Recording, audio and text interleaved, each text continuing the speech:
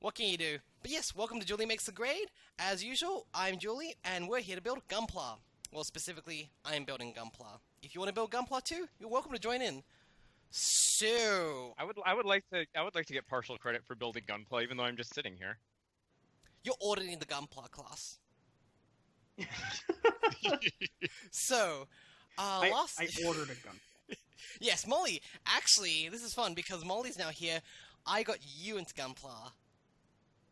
You did. And you did. I got you bad into Gunpla. You got me pretty bad, yeah. I have 3 on the desk that are built, and I have a real grade Astray coming in. Heck yes. Oh boy, Well, you this jumped right in. Yeah. Yeah, if you know me, it's fucking all or nothing. Yep. Yeah, Yeah, when that's she fair. said she wanted to build real grade straight away, I was like, you do that. You give that a shot. It should be fine. Well, speaking of real grade, I put it to a vote for what kit I build next, because last time we built Casey Crime Boy. He's currently out of reach at the moment. Since then, I've built a few other kits. Does out of reach mean in jail? Because We don't talk about it. Because he's a crime boy. He's a crime boy. We don't Yeah. talk about it.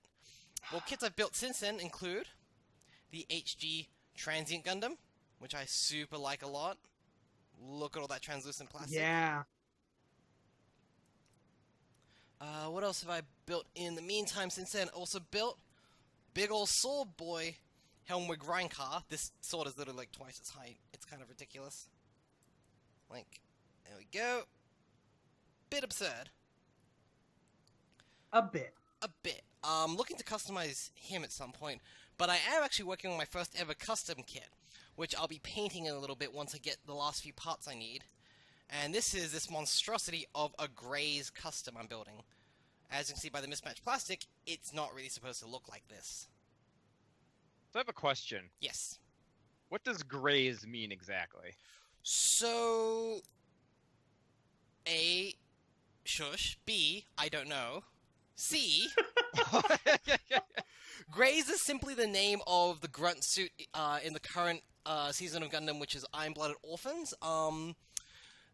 They seem to be going for a very Germanic theme because all of their, like, sub-categories of Greys are, like, the Ritter, which means night, and, like, the Schwalbe Greys and stuff, so yeah.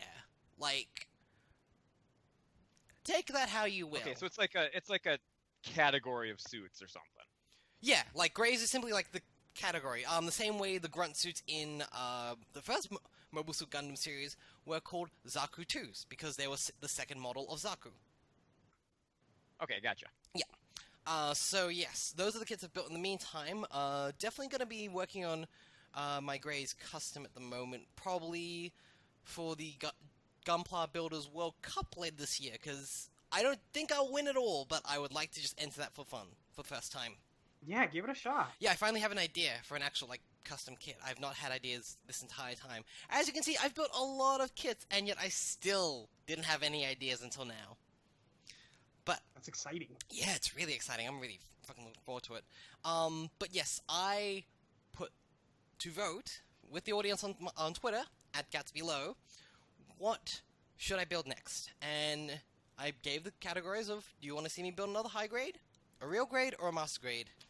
People picked real grades, so I went, okay, that's going to be fun and complex. And I picked the 4 real grades I most wanted to buy next. And then the people picked the one I was most terrified of, which is the RG Sinanju. You had to realize that's how it was gonna break as soon as you put it to a vote. Yeah, especially when I realized my boyfriend could vote with both of his accounts, so he could just really push this Damn. one out. This is the RG Sinanju. Listen, I voted... Mm-hmm. You voted for the boy, Astray, That's a didn't you? pretty robot. I voted for the Astray, and then you can't build it now, so I have to build it. Yeah. I mean, that's the way it works sometimes. Yes. This is the RG Sinanju. Wait, was that the penalty? Was that the penalty for like voting for one that didn't win? Yeah, basically everyone else has to buy the other kits now. Haha! Right. Can take off the shirt and there's just another Bandai shirt underneath this. It would explain a lot. So, the RG Sinanju. This is from the Gundam Unicorn OVA series, which later was turned into an actual fully, like, televised, regular TV series. It's a fun show. I like it because it's absolutely fucking bonkers. It kind of goes to absurd degrees, and it straight up becomes space magic, which I think any Fuck good yeah. Gundam series Yeah. should become by the end, because you get to such a point of technological advancement. Why not? Like, why not? Yeah, space magic is definitely the way to go. Yeah, like Gundam Unicorn, if you want a good ass space opera, it's fun. However, it doesn't fully rely, but it is even better if you have seen all the previous original Gundam seasons, from like Mobile Suit Gundam in like '79 to, I want to say, at least up to Char's Counterattack, which is the movie which takes place after Gundam Zeta. So basically, the 70s and 80s Gundams, if you've seen those and you haven't seen Unicorn yet, watch Unicorn. It's a lot of fun. So, RG Sinanju. This thing is basically the villain suit, so of course it looks fucking cool. Because look at this thing.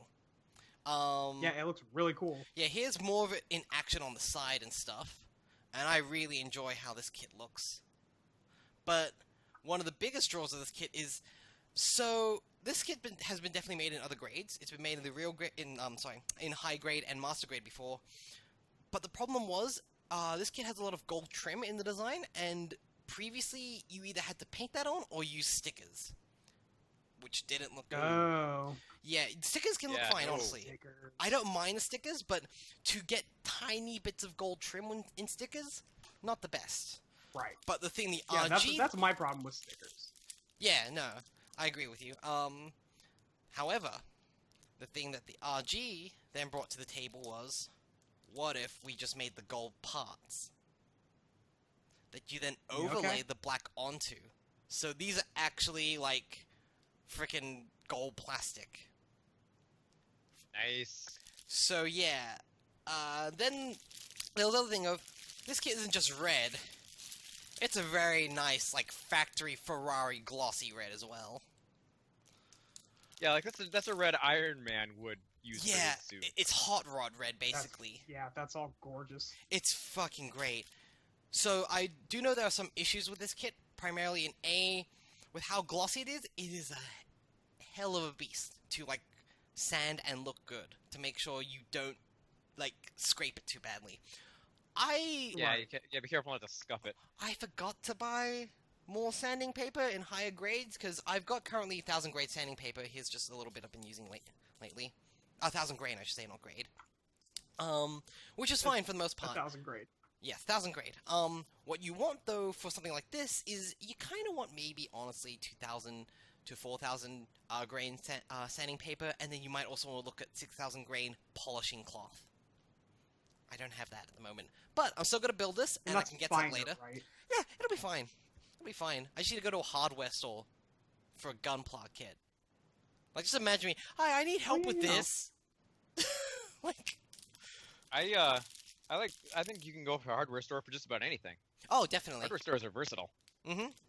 So yes, that's problem number A. Problem number 2, so this kit has a lot of plastic, and it's using a slightly older frame from the RG line, which is fine, because it was one of the sturdier, better frames, but the waist joint is a little bit rickety thanks to that, because it just comes down to sheer weight that is, like, on top of Yeah. this thing. But that's fine, because that can be worked around, that can be honestly tightened up. That's why I have some of my nail polish here, my base coat if I really need to tighten joints. If not, I can live with it, to be honest, because people suggested that, oh, you mostly want to buy this kit if you are looking to build a really cool posable statue, which is what my kits are for the most part, because I like playing around them, Sure. but they're there to be posed, as you can see, once again, at the frickin' Titanic collection I have. I can't keep looking at that. It's kind of... I look at that and I realize, oh my god, that's a lot of money I spent. Anyway. So... But it's good. What? Yes.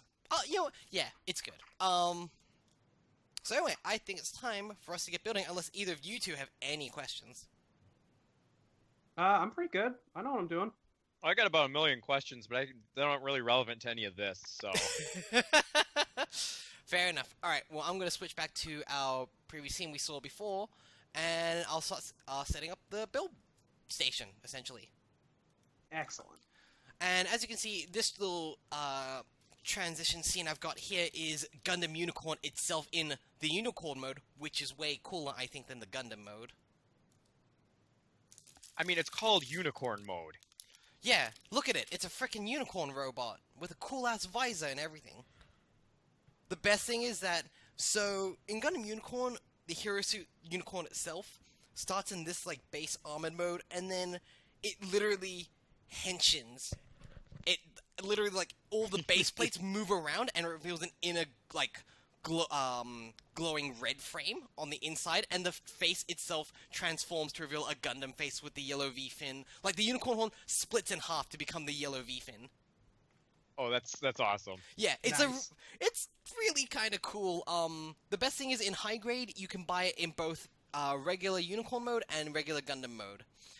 If you buy it in, I believe, the master grade, from there on up, including the perfect grade, you just buy the one Gundam, and you can transform it. Like, you move Oh, the... Oh, sick. shit. And I don't think it's actually you taking away plates, it's you actually sliding the plates into place and stuff. Okay, Yeah, okay. You're coming real dangerously close to selling me on this Oh, thing. finally. I actually thought, I was given a suggestion that, hey, because it's inevitable at this point that Audio Entropy is going to maybe do, like, an extra live stream. What if, for 24 hours, I just built a perfect grade unicorn kit? Shit. Oh boy. Just 24 hours straight. Because a master grade, honestly, if I built non-stop, it would only take me, like 4 hours. If we decide to do, like, heats, like a relay race, we just hand off to the next person, I'll buy the master grade. But if it's each one of us going to some extent to as close as we can to 24 hours, I'll buy that kit. I'll buy the fucking perfect grade. Because that'd be fun. Especially because I live in Australia, I can rotate in multiple guests from around the world. Right. But yeah, between time zones and just like work and sleep schedules, like we've got pretty good coverage, I think. Oh yeah, we're set to go for Extra Life, you know, at the end of the year. So we'll see if Audio Entropy's still around by then. Lord, they can't burn us down. Well, I don't know about that. I mean, no, they can't, we can. That's true. We can very easily burn ourselves down. God, I'm so terrified of Yeah, this a kid. blaze of glory, I think, is the only way we're going out. Glory? I don't know. Well, It's giving us a a lot blaze of credit. of something. Blaze of something. You know. Oh, that's right. Tyler's mentioned that I should do the Omnimon kit as well. That's also a possibility at some point for this stream. Because they're So that would just be a digital Moncast bonus episode, right? Pretty much. I would definitely have to get both you and Tyler on this at the same time. Although it's good because it means I don't have to assemble a heist team anymore to steal his Omnimon kit because it was out of print for a while. You don't have to. But that I doesn't mean- you shouldn't. But if I steal his kit, it's already fucking built. The actual biggest issue, though, with Yeah. that kit is that the sword, like, you know how it's got those runes on the Greymon head hand sword? Yep. Those are stickers. Oh no. Yeah. Like, I don't mind stickers, but sometimes you can't achieve really how cool something looks in, like, you know, a sticker. Like, it just doesn't look good. I think if you save a sticker Yeah, for, like, that's tiny the- things, it's fine, but otherwise, no. Yeah, decals for something that looks like it should be a decal is one thing, but runes are supposed to be etched in a sword. The texturing on, like, making that a sticker is all wrong. Exactly. Man, I imagine if they made a real great Omnimon kit, I would buy 1,000,000 of those. I don't need 1,000,000, there's canonically only one Omnimon, but, hey, why Yeah, no, not? what you need 1,000,000 of is Diaboromon. Oh, geez, actually, that'd be a hell of a frickin' diorama to make. There's actually one guy... I mean, you'd basically have to devote a room to it. Yeah, pretty much. So, I recently actually joined a Gunpla building club, because of course I fucking did. And, there's one guy in there, because everyone's getting their frickin' builds ready for the World Cup this year. There's one guy who's building a diorama that has 15 of those Graze kits in it. Wow. because it's going to be God. like like the best thing is all like the club organizers looked at him and went, dude, you know, like you only get like 45 by 45 like centimeters of space. Like you gotta, this is gonna be a pile of grazes. This is not gonna be like a street battlefield, buddy. Buddy, So you gotta is the think. diorama he's doing phone book stuffing or phone booth stuffing rather. I don't, yeah, like the Zyrom is gonna be like a single like Gundam standing amongst all these like downed grazes and everything, which I think is a cool idea. Yeah, that's pretty cool. I was thinking of they're all going to Gundam University in the 1930s and they're doing a college prank. Oh my god. That'd be pretty good. I'm gonna keep this frame out. I'm just putting all the runners into my little runner holder, which yes, I still use because I like it a lot. Brought this. I kind of felt like a dork because I brought this to Gunpla Club. It's still weird saying that, and So, no one had this. It's just me, but if you've switched to your camera, I don't see it. Oh no, I'm not showing it yet. Okay, cool. No, I tend to keep all this off the air because I would like to just show like the final product as, you know, ready to go. No, I before got you. build. I got you. Yeah. Also means no one. I've also got to still set up the webcam in the proper position as well at the same time, and that would kind of get in the way of me actually moving around. Right. So what you need is a studio for this. Oh, I wish, Joel. If I had a Gunpla studio, I wouldn't be doing my teaching degree. Bold. I mean, hey, listen. Gunpla, come on. I'm not gonna lie. I've thought about Okay. if I've thought about if I, you know, when I become a teacher eventually. But yeah, if I could, I totally would set up a Gunpla club. Yeah, that sounds okay. I mean, it's well within my rights It's as an relatively art. harmless. Yeah, as an art teacher, it's well within my Right. rights. Well, and it's a pretty good as far as after school type programs go. It's a pretty good one. Yeah, I mean, you know, kids get to sit around, be quiet, build. Well, you know, hopefully be quiet. You know, kids. Kids. Kids. Goddamn kids. Goddamn kids. Alright, let me just set up this camera. I'm gonna have to fiddle around with the angle a little bit. We'll see how that goes. Actually, it's not too bad. That worked out pretty well, huh? Sweet. Alright, as usual, we've got our nippers. Jules just flips the camera onto the table and it lands perfectly. Yep. Like a tech deck. Alright, let me grab all my tools out. Not gonna lie, it was actually really nice just sitting in a room, building with other people, and all of us just, like, having our own different styles. It was kind of weird. Like, oh, right, this is the thing only I do. I'm not a freak. Build style. Yeah. Yeah, Oh, well, what's your build style? Hey, what's your build style? what's my build style? I'll tell you what my build style is. Fast. I actually had to slow myself down because I wanted to, like, make myself look good and methodical in front of other people. Julie Quick Nipper Low. We can't keep adding names, Molly. I've got too many now. No, I'm pretty sure. Yes, I'm pretty sure I we can. can. Oh, God. I'm just gonna set up the instructions here if I can. If not, I'll just have them in my lap. That's the one problem with the booklet instructions. I can't really stand them up. Alright, alright, so let's start, as usual, with any, real grade kit. So this is different from high grades, because, high grades, you mostly build, essentially, a shell. The one we did for Casey Crime Boy, because IBO is such a different, series, those almost were a bit real grade-ish with the high grade process, where you built sort of a, you know, basic inner frame and assembled the armor around it. The real grade line takes that to an utter extreme. So, let's grab F1 first, we're gonna need. So, we're gonna essentially build, I'll try and show it in the instruction manual itself. A very spindly little frame. Hopefully that picks up on the camera. That's pretty much what we're gonna be building. Alright, let's set that back down. And from there on, we just assemble everything around it as we go along, and hopefully it looks good. I have made many mistakes with my real grade kits before, because at some point you just kind of, your brain goes numb, because you're looking at the same things over and over and over again. Alright, let's see. Start with F2 and 3. It's weird as well. I've got to figure out how to build in a way that looks good for camera as well. Yeah. I kind of wish they did have speed building competitions at, like, expos and cons and stuff, because I would totally fucking crush at those. Yeah, I believe it. Or disassembling, like, hey, something's wrong with this kit, see how quickly you can disassemble it. I'd be great at that. Yeah, do a full field strip of it. Yeah, I had to do that on a perfect grade with my fucking oldest friend. Just didn't put a piece in correctly. Just fucking willy-nilly.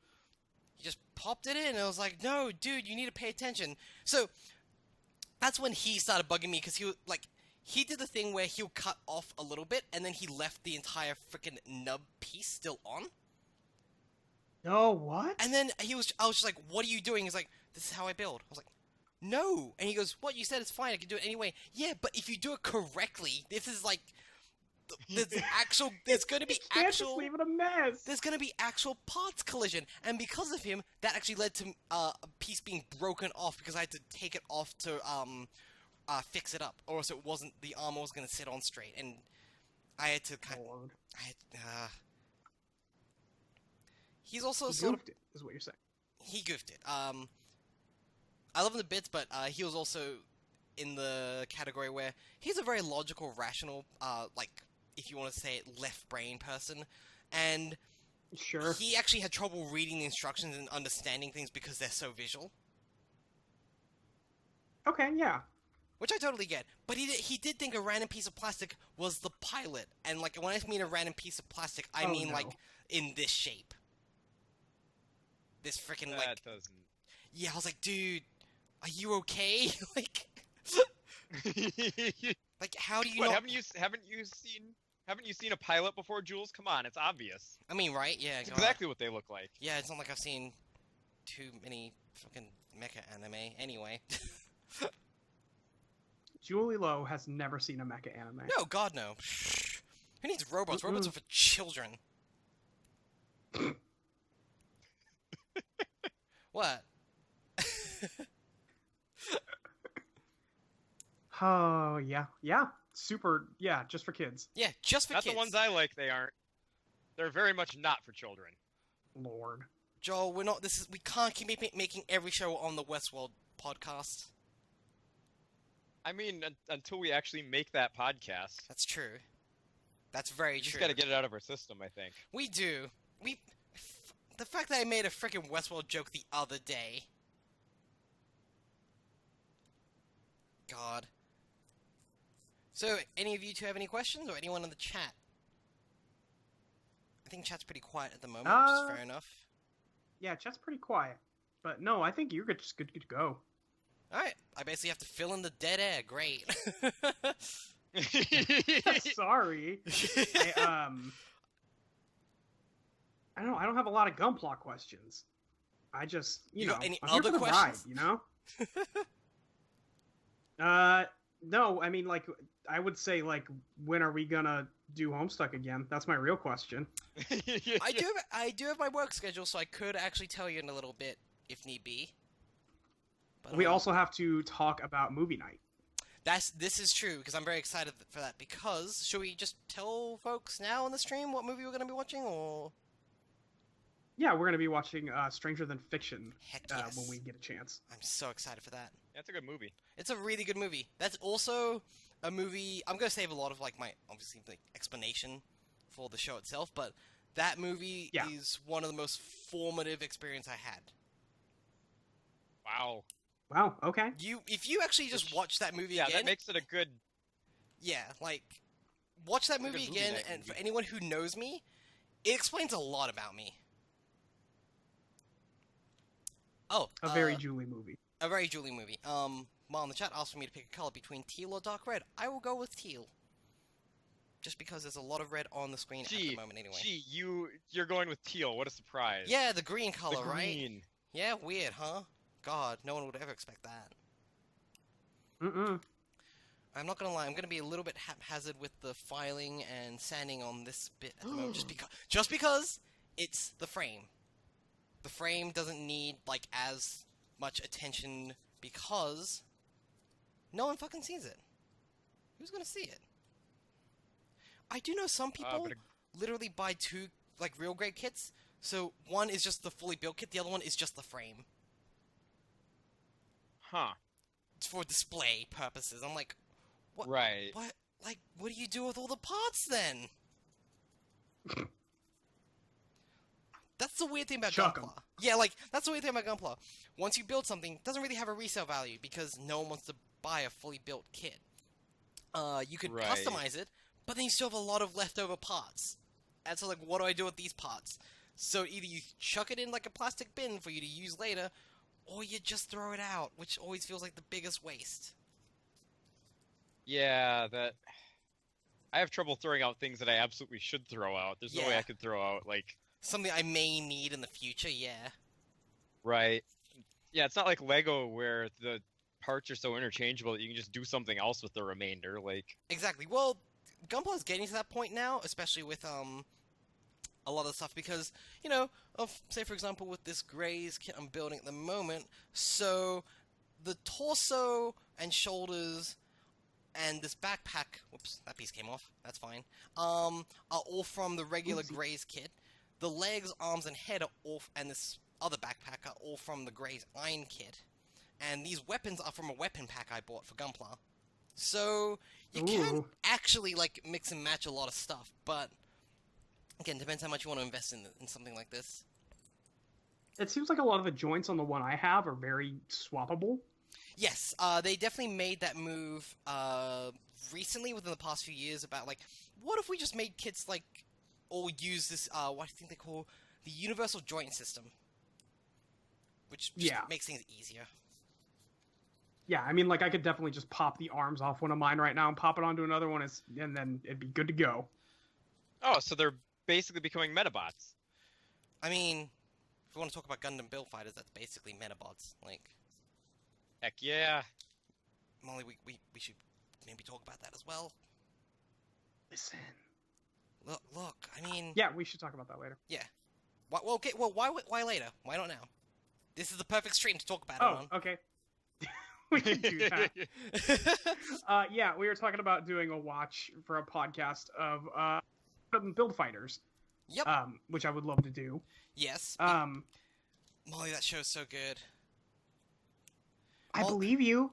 No, it's a matter of scheduling. I know, but like that show has one of the characters is literally a boy genius detective, who is like a science, who's like studying science in university, and he's half black and half Japanese, and like it's major weeb as well. Oh lord. It's great because his fucking his Gundam is the Sengoku Astray, so it's a dual wielding katana Astray with like a huge samurai headpiece.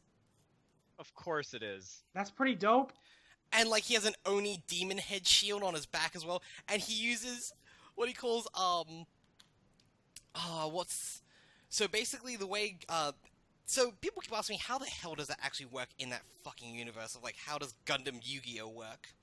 And essentially it comes down to there is this magical system which they do explain later on, called the Plavsky particle system, where basically you put this plastic on a pedestal on a platform and then it comes to life, and the particles also like fill in all the gaps with like explosions and lasers and stuff.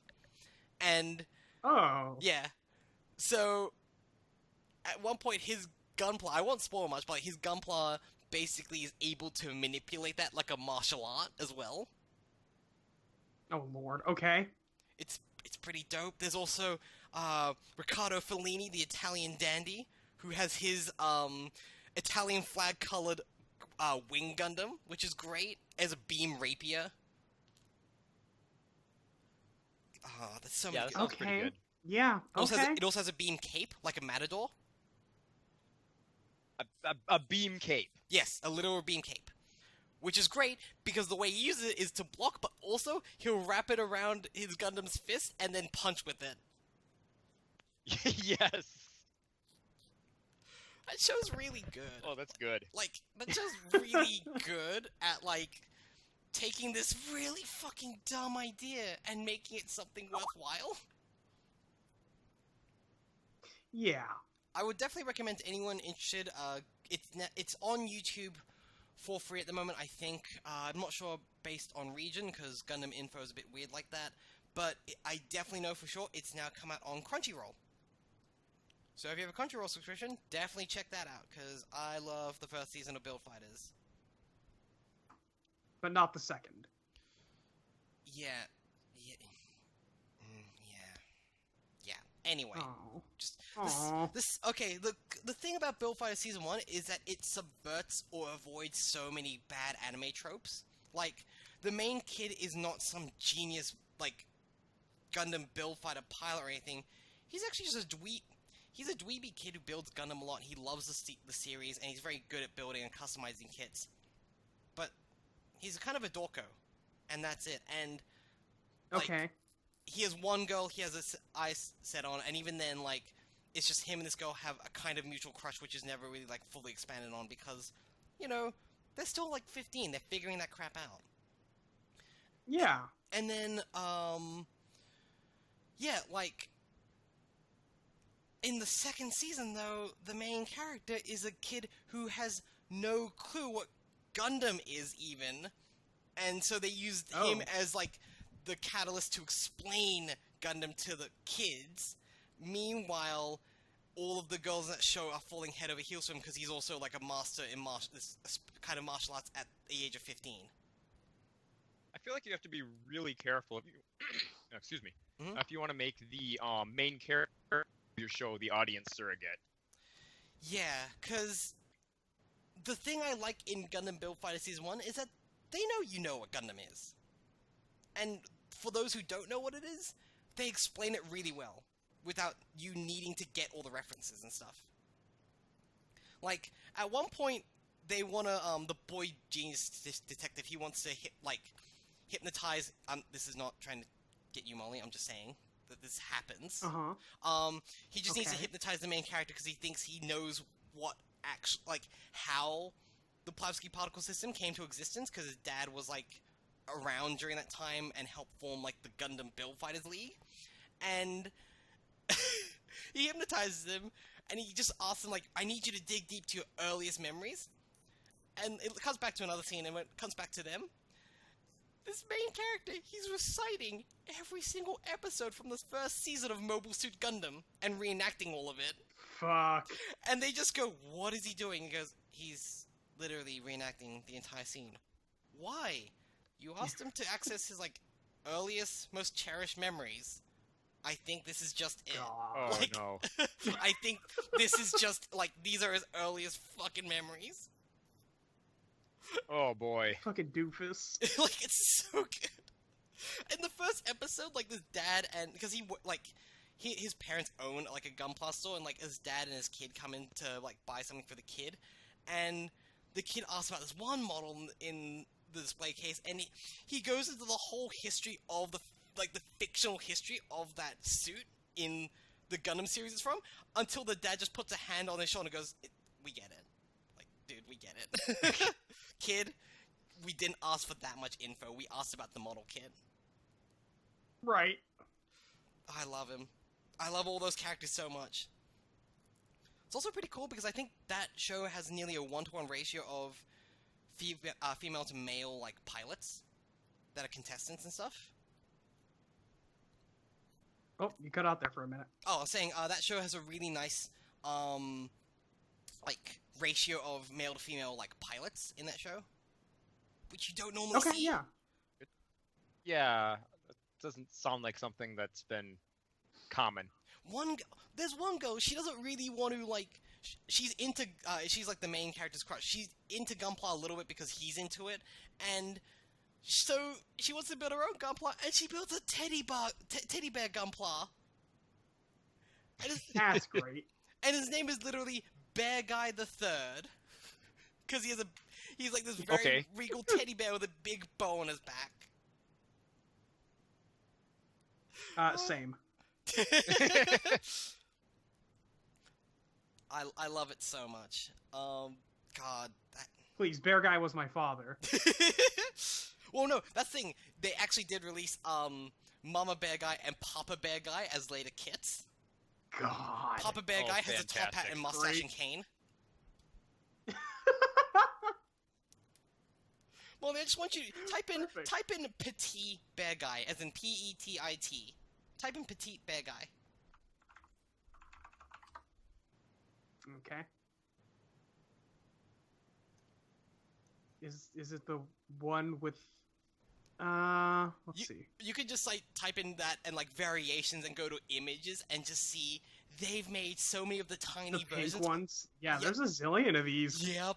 Yeah, I'm seeing a Flickr post with a bunch of Iron Man ones. Yep. They've made those. Well, like those are custom ones, but the actual Right. like. Oh my real- God! Somebody did Finn and Jake from Adventure Time. Yep. That's the beauty of Gunpla. You can just make whatever the hell you want. But the actual Petite Bear Guy line includes red, pink, blue, and yellow were the first ones. Then they released a white one, a sky blue one. Then they released a chocolate brown one. They released a seafoam green one. They released a purple one with a little guitar. They also released also the chocolate one is holding like a chocolate bar. They released another sky blue one that was slightly different colored because it had, as well as that, an ice cream block with it. Then they also released the cat and dog versions of the Petite Bear Guys. So they're making a lot of money off of those tiny little bears. They're just, I mean, it's cute, they're basically Gundam teddy bears, that's why. right? I own the con exclusive green one because I was able to grab that one. Of course you do. Listen. God, Jewel. What? What? I don't see the Oh issue here. God. You're beyond predictable. It's fine. But mean- of course you have that. I mean, hey, listen. What? The girl knows what she likes, I guess. Yeah, pretty much. Like, that's my entire deal. I know what I like, I go for it. Lord. Oh boy. I mean, you've seen that recently with my side-on addiction. I have, yes. Wait, you're into Sidon? I had no idea. Yeah, right? Who would have known? Who would have... Who could have known you wanted to fuck the shark boy? You know what the most, like, messed up part is? I was only interested in him the second someone compared him to a Toku boy. Is it when So I said that was like the second like thing anyone ever said about him when he like appeared. So Yeah. that didn't take long.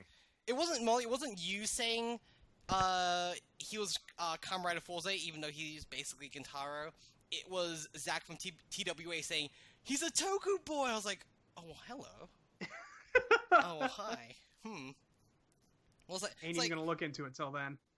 I mean, because like, I mean, oh, cool. Like, I liked his design in the trailer when they first showed him, and I liked, you know, the art that came out. I was like, man, that's a cool design. It's really neat, the direction they're going with fish people and stuff.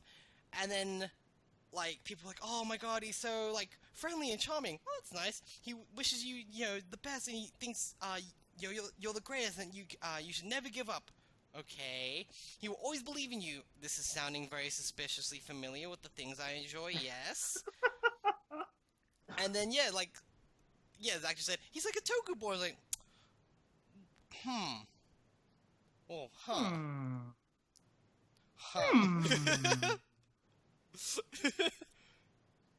I know it's a little bit fishy, but listen.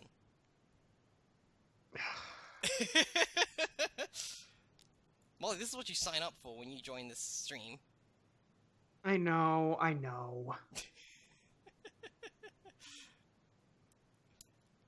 do find it funny. How's the robot feet? Robot feet are going well. I'll show you how they're looking at the moment. That's basically... Yeah, those look like feet. Yeah, we've got the frame of the feet. Can't really pose them as... I'm terrified of, like, moving real grade parts just because they're so, like... So fucking... Not Finicky. flimsy, yeah, but finicky. Like, God. And also, like, the joints have that right amount of tension where I feel like I'm gonna break something. But yeah, so as we can see... Yeah. We got that much posability in a single foot at the moment, which is pretty cool for something this small. Yeah, that's pretty good. What else can we do at the moment with this foot? Not much, because I think it's going to need the armor to really shine at the moment, but at the moment we're still just What fishing. can we do with this foot? What can we do with this foot? Kick ass. I mean, I think if we tried to kick anything with this foot, it would just shatter. Yeah, probably. It's just a foot frame. Question. Mm-hmm. Do you just usually? I mean, like so far when I've built a gunpla, Yeah. it starts with like the chest and head. Do you just jump straight to the legs and then build upward? Oh yeah, somebody didn't tune into the first stream. Yes, I built Oh, upward. sorry. I built upward because then it actually feels Got like it. Okay, I'm I'm just building. checking. Feels like I'm building a real robot. Yeah. Also lets her do fun things like connecting a gun to the torso. Oh yeah, like hold on, let's do that right now for the heck of it. What can I use to do that? Which one of you are going to be my sacrifices? Oh god. Oh god. Sorry, Helmut This Reinhardt. this stream took a turn. I mean, listen, like you know, they I knew didn't what want they were a getting themselves into. Molly, this is you. I don't know. Oh, what? I mean, none of these Gunpla have wronged her. Are you Molly saying only you wants don't righteous believe? deaths. Yeah, are you saying you don't believe I don't want a gunpla to die? I don't know. See, there we go. Ta-da! Great. It's so goofy. I love it. I love it. Look at this. I honestly, whenever I post those pictures, what you don't see is the next 10 minutes of me just giggling to myself. No, that's implicit. No, I think. I know. Yeah. We know. A weapon to surpass Metal Gear. Come on. I was waiting for you to say it. I have not played a single Metal Gear Solid game. I love saying that line. Yeah, same. Oh, I accidentally reposed Helmut Reinhardt looking at me now, and that feels like he's judging me for what I just did to him. Sorry. I imagine he is. Yes. He has every right to. Yeah, Yeah. that's the price you pay for what you just did. You're being very mean. I'm not being like. Listen, I own them. Oh. Well then. I mean, I do. They're my property, damn it. I mean, yeah, like they're toys. Yeah, they're my toys. My toys, damn it. My machines. Alright, let's see. So what happens after this foot? Now, question is, Probably do I... a leg. That's Well- usually... Yeah, that's. Oh, that's a bit mainstream, though. Well, what the fuck? Well, no, I was thinking, do I want to jump straight into the leg frame, or do, what I want to put on the armor? I think maybe the armor, just because that will look like a bit more striking at the moment.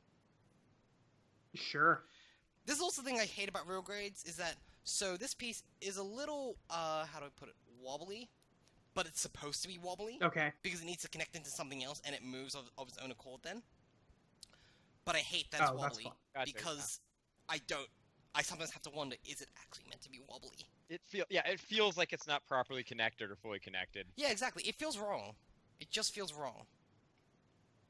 Alright, let's get back into it. Yeah, I got the armor. So, what is next? We are using G and then the D frames. Where are those? I did put these in alphabetical order. GD frame. GD frames. Oh, I put the G in the box because there's not enough room for all of the frickin' real grade frames at the moment. That's how many frames you get in a real grade kit, people. It's kind of absurd. Alright. Glossy black. I don't like this because this is the one that leaves the most marks.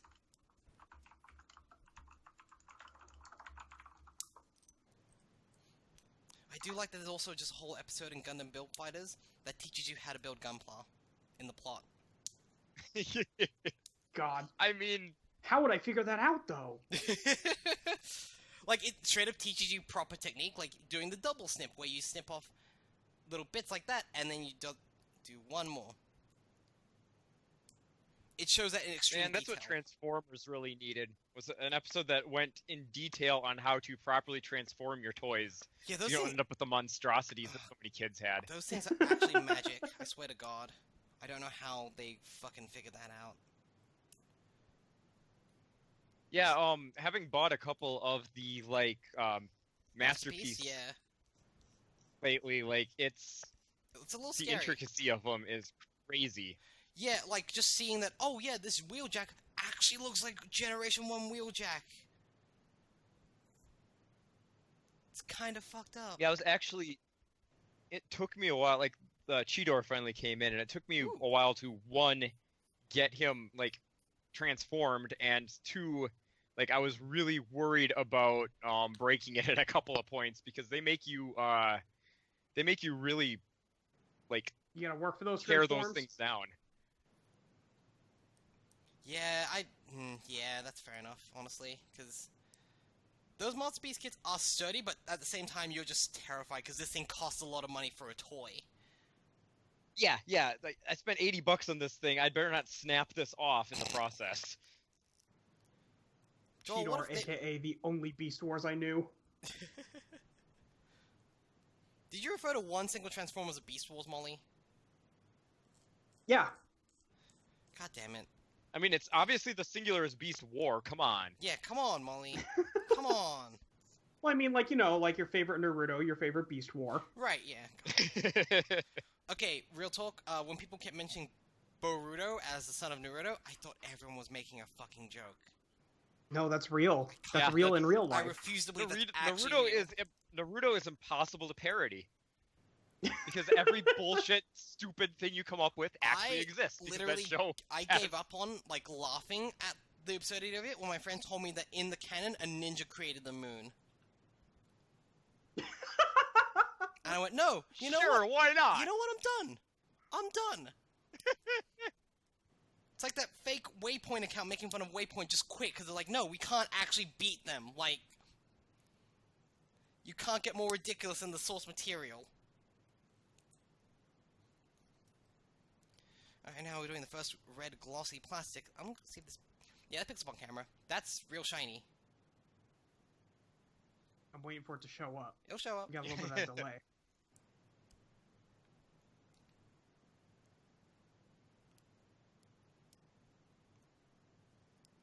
Gives me time to snip all the Yeah, bits off. enjoy the silence as we all wait for the Twitch delay. Yeah, just to see me wiggle some red plastic in front of the camera. That sounds bad. It looks really good. Yeah. Yeah, that's slick.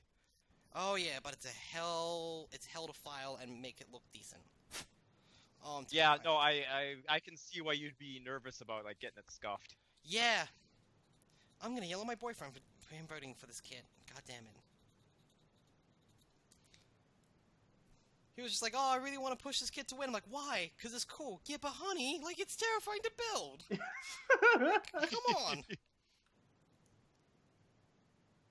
Then I gave him the idea he could just use his second, like, private account to frickin' vote. I was like, well, why did I do that? Yeah, I mean, that's Oh, your you own told him fault. to do that? Like, I suggested it, because he was like, I wish I could vote twice. Like, I mean, you technically can. And he was like, oh, yeah. I was like, shit. Shit. I always end up voting on Twitter polls for my private these days because TweetDeck is a weird system. I don't even use TweetDeck. I use the actual, like, official Twitter app. Well, I like having both accounts available, so... I mean, I have both accounts available on my official app. No, on desktop, not on my phone. Oh, okay, yeah. I just have an I incomplete... have 4 accounts on my phone. Okay, yeah, you've got Totally Reprised, Yeah, you've got actually, your yeah, two accounts, that- and then you've got, I'm guessing, Audio Entropy? Yeah, I run the Audio Entropy account. I do admittedly have the Transmission Radio account on me, just in case. Oh yeah, I should sign into that one day. Neither Joel nor I have access to the Digital Moncast account, Tyler. That's because Tyler uses this as fucking... personal. He's getting better about that. Okay, he's getting Is better. he? He's better. He's better than Zach from TWA. Gonna call you Well, out, Zach doesn't even use either anymore. God damn it! Just what the hell? Like that was brought up at multiple meetings, and he still did it. Well, and it's not like it would be one thing if it was like something he had to actually take action on, but it's it's literally just sign into your other account to post personal stuff. Like, it's the easiest possible Yeah, solution step to take. just sign into the other account you have the sign-in details for. Like, ta-da! This isn't a freaking magic trick. This is so simple. Oh, that's looking slick. That's a slick-looking foot. Alright, Say that every morning. Joel, you should maybe see a doctor then. No, look, it's very important that Got the slick that feet? my feet keep a nice glossy shine to them. Yeah. I eat raw eggs every day just to keep that sheen. You're making me profoundly uncomfortable right now, Joel. Joel, that's a bad idea. Joel, that's a bad Joel? idea. Joel, that's... Joel, no. Joel, no. That's a bad idea, jealous. Joel. Jealous of my beautiful feet. That's not the way I put it, but okay, if you want to go with that, you do you, buddy.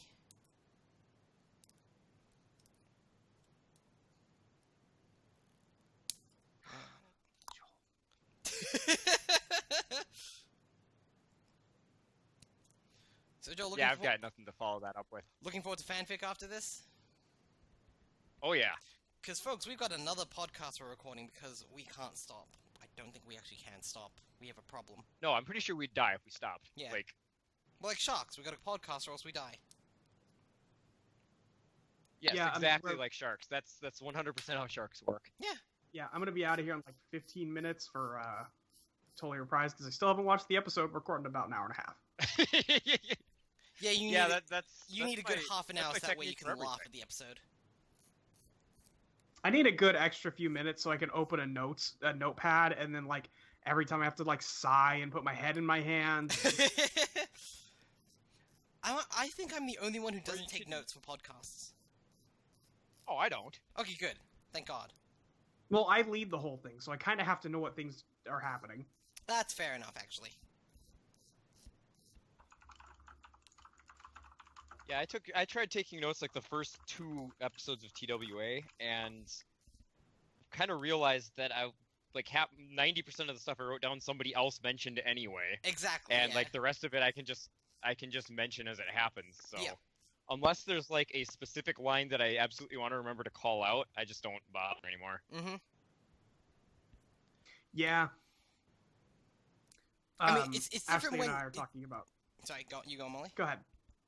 No, go ahead. Go I ahead. was saying, like, it's different when you have, like, 2 hosts versus 6 or 7. True. Yeah. True. Teenager's attitude is just a insane mess, and Oh, yeah, without a doubt. I don't know.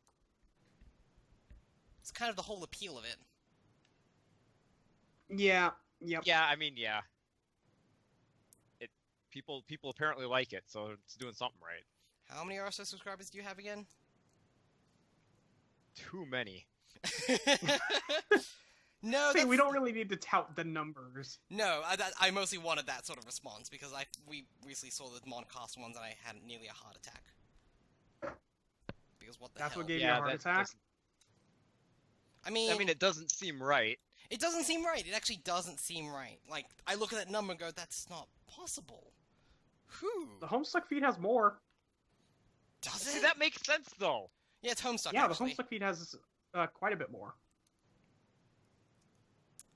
Yeah, and yeah, it is Homestuck. It has that. It has the Has that you know, cachet. the bonus of It has a being Homestuck. built-in audience that I wouldn't expect Digimon to have. It'd actually be a little more worrisome if Digimon Yeah. had more than Homestuck, to be honest. I mean, the real worrisome thing is how many people listen to Totally Reprised. I mean, that's Because just but nobody that, does Totally Spies. Honestly, no, but you'd that's be actually surprised. a good show, is the thing. Yeah, I mean, you could say that it's a good show. Listen. No, I mean your podcast, not Totally Oh, Spy. I mean, yes. No, I know what you meant. Listen, I make an amazing show. Just fucking amazing show. Agreed. Yeah, absolutely. God, I did. Stop it. I did when I told my university friend about like the podcast network and stuff because I'm a fool because I did that. 'Cause I just Yeah, outed you're a myself. fool. I showed her the website and she saw Totally Reprised like Totally Spies. That's so cool. I'm like, oh god, don't listen to that one. Oh god, don't listen to that one. Oh god, not that can't be. No. Definitely go listen to that one. Definitely. Yeah, 100%, absolutely. It's the only one you need. God, Jesus Christ. I brought up the fact. Go listen to Jules on the furry episode. Oh Jesus! I did tell her, to rewatch Network for the most part, but was expanding out of that, and she goes, oh, what show do you do? We decided to go back and watch Digimon, and she looked me dead in the eye and said, that was a mistake. I said, yeah, we're finding that out. I still like that. I think the one. I really think. Mm-hmm. I really think we nailed like the entire aesthetic of that show. With it started as a goof, but went too far. Yeah, kinda. God. I did also enjoy the fact that, like, I think one of our biggest reviews on iTunes, it's just like someone saying, you just keep ragging on the show too much. What happened to just liking it? It's like, well, 'cause it's bad. Like. Yeah, that's right. We got a thing saying, why do you keep watching it if you hate it so much? We don't know. We just do like it. We like hating it. Yeah, that's the thing. Yeah, that's the thing. We complain about shit a lot, but that doesn't mean we don't like it. Yeah. We enjoy the animation errors. Yeah, it's a complicated relationship to understand, I realize, but... Yeah, it's kind of amazing how people don't really get that you can, talk a lot of shit about something, but still love it deeply. That's kind of the whole point of bad movie podcasts. That describes basically all of our interpersonal relationships, like, in a nutshell. Pushes my copy of Bionic Commando 09 away. You want to tell me about that wife arm, Molly? I love the fucking wife arm. God. Oh, it's so good. Someone told me that. I said, that can't actually be it. That can't actually be it. It's real. Your wife arm is real and strong in your friend. Real and strong in my wife. Well, part. My bicep chan,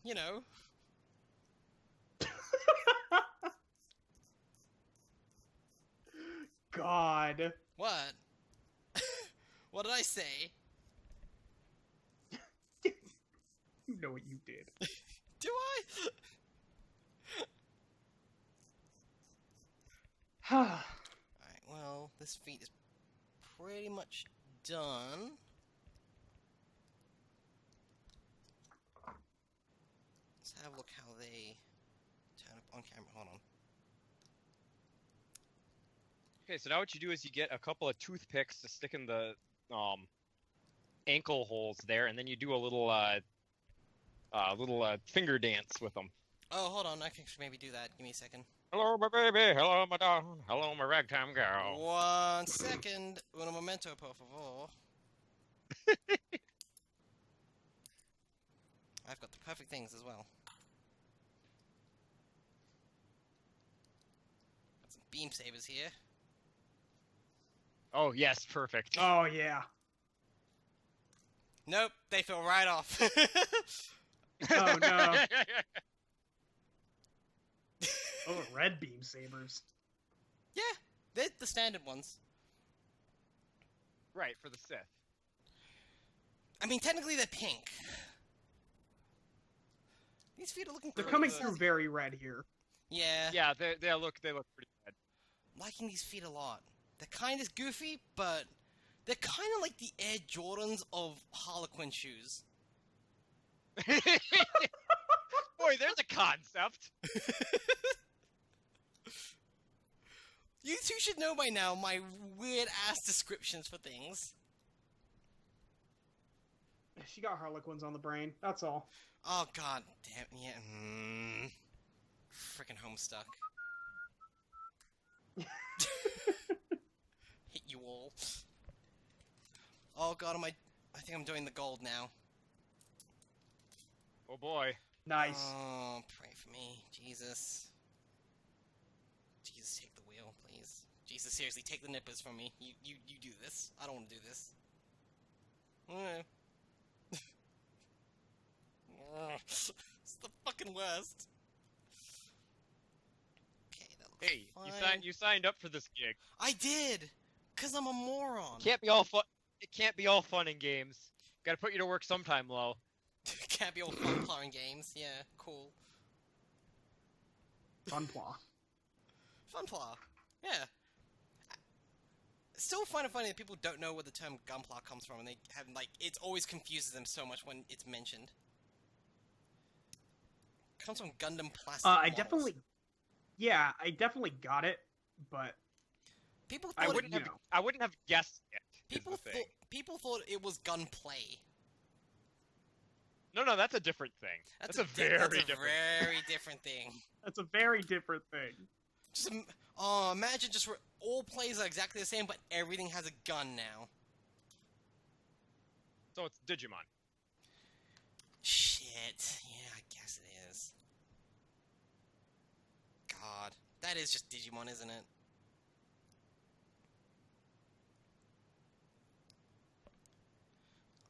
I hate this. This is so. I hate this gold so much. I love it at the same time. It's So very what- pretty. Yeah, so what about it specifically makes it such a pain to work with? Well, mostly the fact that it just scuffs so easily. Sure. So that means any filing has to be done super carefully and very slowly. And I like to build fast. This is the whole. This is why. Gotta build fast. Yeah, this is why old like shiny pieces like this are undergated, which means that all of like the actual bits that connect them to the frames are underneath the part. So even if you scuff that while filing it, it won't show up on the kit. Yeah, you won't see it at all on the kit.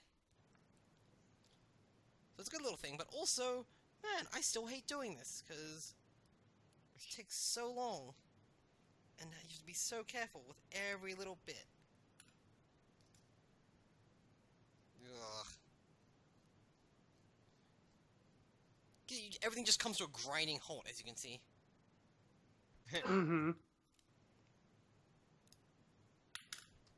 So Joel, what's it gonna take you to get you into a gunpla? I think I mentioned to you once that if they did the right license stuff, it would pull me in pretty quick. Well, there is that Omnimon kit. Right. I mean, that's close, but what else? Let's the other thing that would do it would be like really leaning into like transformations or combining robots into bigger robots, because those are two things that always suck me in. They do have, I believe, some transformation Gundam kits, but they're very... So, when Gundams transform, they turn to planes, which makes sense, because, hey, you get a robot turned to a plane, why not? But the problem is that they all honestly look like they're just lying on their stomach. It doesn't look good. You look at any Gundam... You compare that to an actual, like, Transformer, and it's not gonna really stack up. No, they don't look like vehicles, they just look like robots lying on their bellies. It's so dumb. Which, I mean, there's a certain charm in that. Yeah, but... See, what you do is you build them with, like, a penguin aesthetic. Okay. Oh, that's a good idea, actually. Oh, that's a GVWC winner right there. Penguin mode. I mean... Yeah, no, like, a Gunpla Megazord is what would really hook me. I'm trying to think of Gunpla... They don't really combine, because they kind of just... That's not part of the show. Right. There's definitely Gunpla, like, you know... ejects armor from itself and can have different modes and stuff, but never really, like, just combining. Okay, this is pretty cool. So this is the gold with the black. And that's very nice.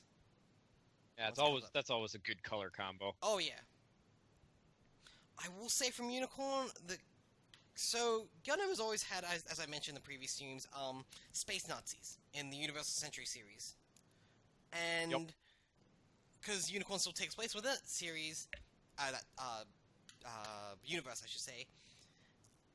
So a lot of the villain kits in Gundam Unicorn look like actual, like, Nazi stormtrooper outfits. They kind of leaned into that, and I kind of don't like that. Yeah. Yeah, that's a good aesthetic for the villain of your show, but it's not something I necessarily want to be displaying on a shelf in my home. Look up. It's called the Geara Zulu. Geara Zulu. Zulu. Look that up, and yeah. Tell me what you see with that. Yeah. It's a little Link it to me real uncomfortable, isn't quick. it? Yeah. Yeah. Did like that when I expressed to my boyfriend how scared I am of like actually fucking up a kit I like with paint. He said, just buy the Nazi Gundam and just paint that one, because who gives a fuck then? Oh. And then I told him, but then I'd own a Nazi Gundam. Yeah, it's not worth it. It's really not worth it to own that piece of crap. See, this one has sort of like that super militaristic like uniform look, but the Sinanju avoids that because it's bright red and it looks like a cool ass robot. Oh, yikes, that robot. Right, see? Right? Right? It's a bad one. There's a reason I think a lot of people just don't use that kit for customizations. Because why would you... just no. Like... I'd be worried about getting on the wrong mailing lists ordering that. I'd be worried about the certain people who would compliment that kit if they saw it. If they saw Right. me with it. Like, Right. It's like you're wearing like a like some sort of like metal album like t-shirt or something, and a guy with like a swastika tattoo is like, "Hey, brother," and you're like, oh no. yeah, I'm gonna have to burn this shirt now. Yeah, it's like if you have like, you know, the freaking like Yggdrasil world tree on your shirt, and it's like, hey, that's awesome. Yup. Well, it's like, actually, Nope. I might have to Nope, rethink. can't use that. Can't. Yeah. And now we're building one of the many. God, what do assholes have to ruin cool things? Right? Just come on, like, just let us have that. You make your own bullshit.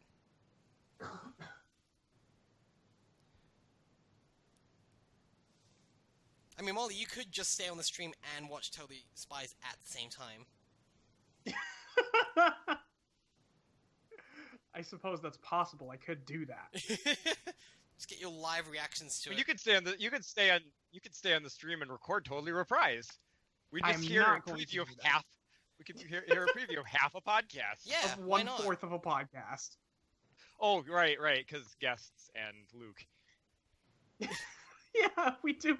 It's just more than me and Ashley now. I forgot that Luke was upgraded to regular. Yeah. What was it? Unofficial, official, unofficial co-host? Yeah, unofficial host. Yeah. God, you... Yeah, that sounds like an appropriately Luke title. Jesus Christ, you people. What's the problem? I don't see the issue. There's so many! Like, where to start? Like... Well, okay, go ahead. List them. What's up? What? Just why? Why couldn't you just, like... just make him a host? Yeah, just why? Just why couldn't he just be a host? Why that title? Well, sometimes he cuts in and out, so like he's got stuff to do while we're recording, so he's not going to be there the whole time. Like, the TWA crew doesn't always have like Simon or Matt on.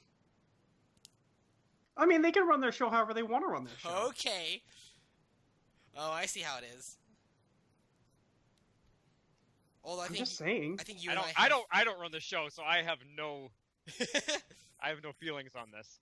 The one time I tried to run it, it was an absolute train wreck. So, I mean, Joel, I think the one time I tried to run the Moncast was an absolute train wreck. So hey, that was the best episode we put out. Which I think when you two ever, like try and host stuff, it goes to train wreck status pretty quick. Molly, I found it's not just me and Joel. It's if any two of us are there, but the third one isn't, because Joel was cutting in and out yesterday thanks to Wi-Fi issues and stuff, before recording, and he cut it for literally 20 seconds, and in that time, Tyler and I had to reboot my computer. Yeah, and, like, Tyler had already started looking up, and Googling and looking at the Wikipedia entry for small soldiers, and making goofs about that. Oh my god! The 20 You seconds! guys. Within 20 seconds, Joel came back and we said we'd already made A, a war joke, and B, a small soldiers joke. And we immediately spent the next 15 minutes talking about Jay Moore. Small Soldiers is bad. I liked it a lot as a kid. I bought those toys, Molly. It's bad. Guess, yeah. Can we add that to the movie night? No, absolutely not, because I've seen that movie and it's bad. Fair. Boy, you haven't seen so many cinematic classics, but thank God you got Small Soldiers. Thank God you got Small Soldiers. Small Soldiers is bad. Thanks. That's my review. Tuning in. I imagine you just sitting down, saying that, and then just getting back up and leaving. Release a half-hour review of that on YouTube, and the other, 29 minutes is just your empty chair. Yeah.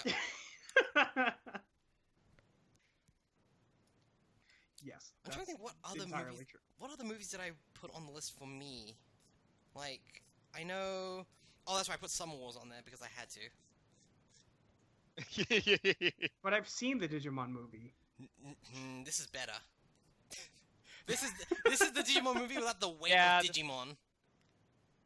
Yeah, Okay. yeah, she's not wrong. Yeah, I showed it to Joel and Zach and everyone else. It was a good time. Although it was funny that Zach just didn't get anime. I was like, well, let me explain this to you.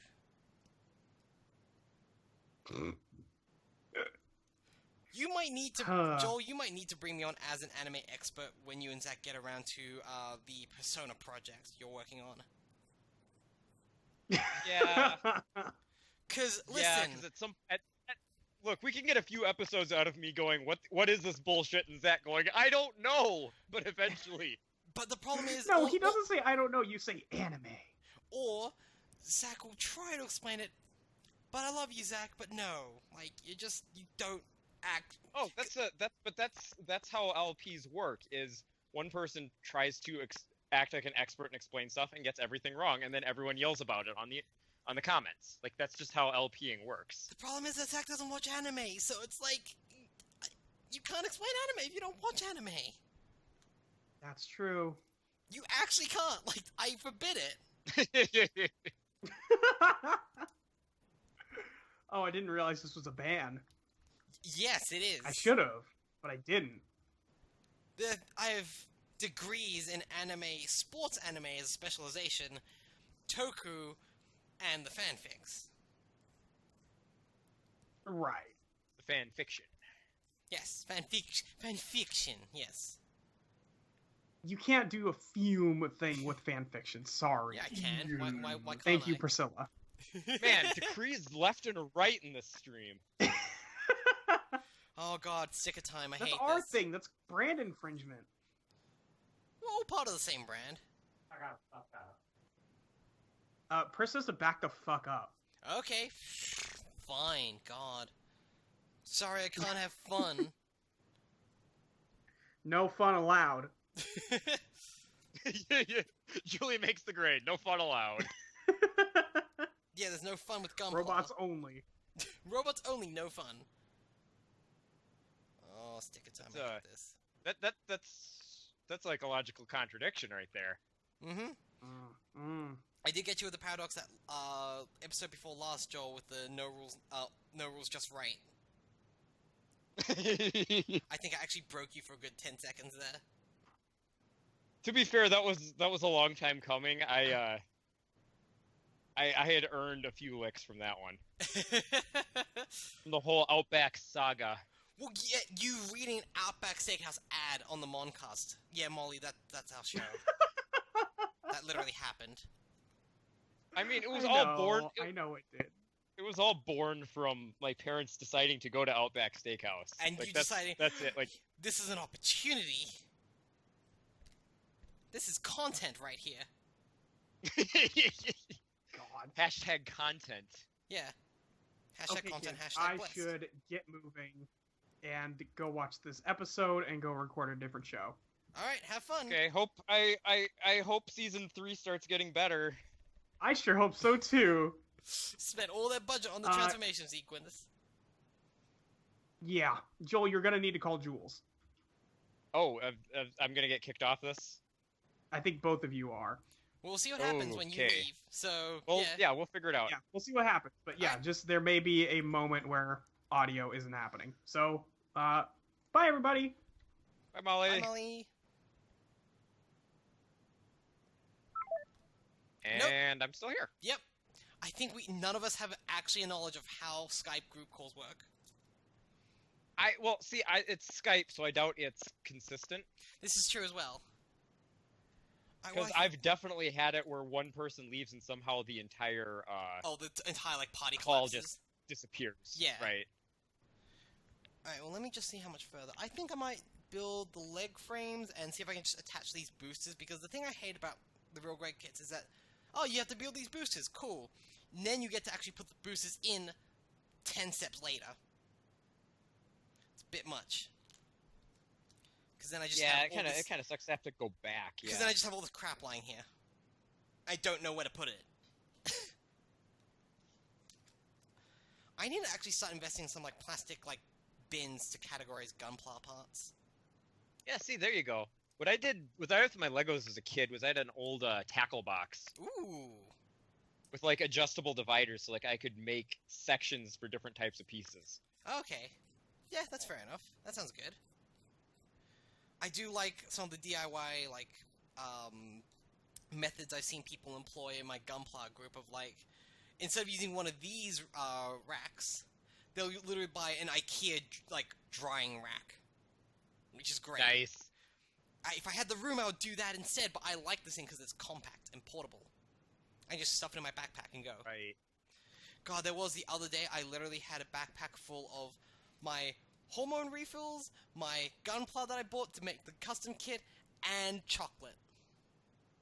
Boy, that's just the jewels in a bag right there. Also, there were dumplings in there as well. Yeah. I literally had a box of homemade dumplings in that bag as well. I was like, this is ridiculous. The essentials. This is getting to the... And, oh, also a bag of makeup, because I recently went on like a... there was a 40% off sale somewhere. Nice. Yeah, it was like, I just loaded up this backpack and went, well, now I'm just a parody of myself. This is like the sitcom moment. If my bag like fell open, all this stuff would just like fall out, and it would be the super embarrassing, and the laugh track would just keep on going. Right, because like the boy you think is cute would walk by at that exact moment, and yeah. Yep. And oh no!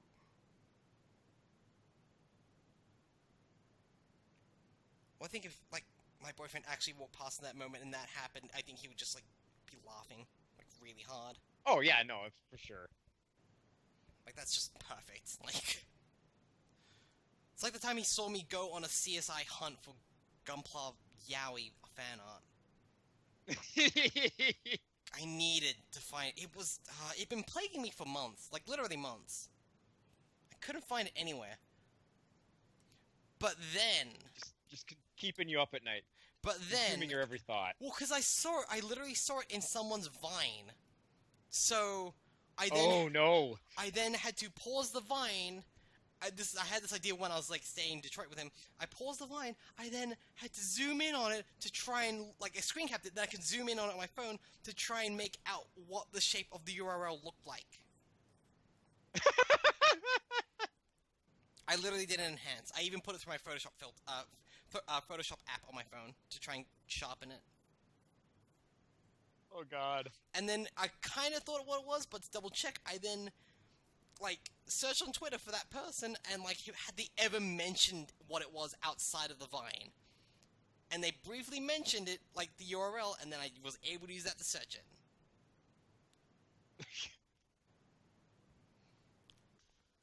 Listen, when it comes to fan art and fanfics I will search till the ends of the goddamn earth.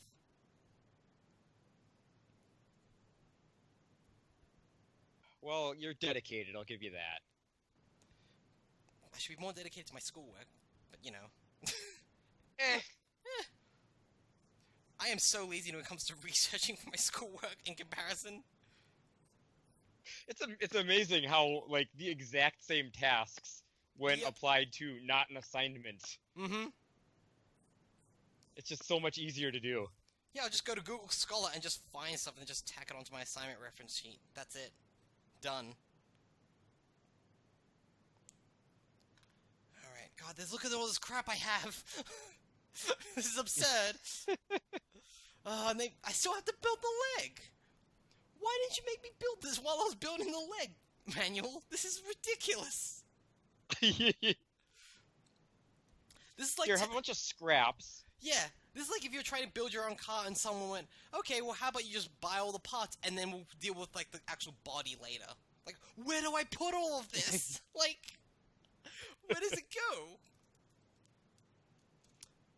Oh, I did actually, speaking of cars, I have never watched it. I actually finally got around to watching with the Giant Bomb Film and 40's audio track Tokyo Drift last night. Oh, Tokyo Drift is a good movie. Tokyo Drift is a good movie. That fucking drift ballet at night. Completely...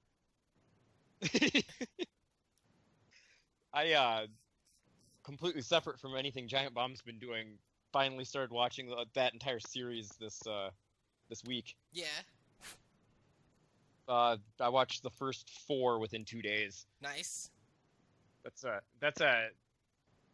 heck of an experience back to back. You see, I knew about the whole ridiculousness of the Fast and Furious, like, timeline malarkey with, like, Han and everything, and I knew that Tokyo Drift took place in the future because of the events that take place within it. So, my first Fast and Furious was actually Fast and Furious 6, which I saw on a plane, and I loved it. And it was hilarious that they tied it all together with Fast and the Furious 6. Yeah, I'm about 2/3 of the way through that one. I was watching it this afternoon. If I didn't have this assignment due tomorrow, I'd totally watch the rest of those movies today, but... probably still won't. Oh, I do not miss those... Mm-hmm. I do not miss that, like, mental calculus of, okay, I really want to do this other stuff. How much longer can I put the schoolwork off? Well, in this case, it's... Again, I've described it, like, on the podcast and stuff, like, this sort of assignment is mostly just annoying, tedious, busy work. Right. Because it's just, oh, pick 4 evidence-based practices, describe them, list the evidence, cite the evidence, and that's it. And make sure it's within range of, like, 3,000 words. Right, it's like the least fun parts of writing a paper. Yeah, like, because at least my last paper was opinion-based. It was all based on my own experiences. I got to, like, write in first person and stuff, which was odd for an assignment, but it was interesting. This is all Yukira says that they watched all 7 Fast and Furious movies in a weekend marathon. Oh my god. Yeah, that would be a trip.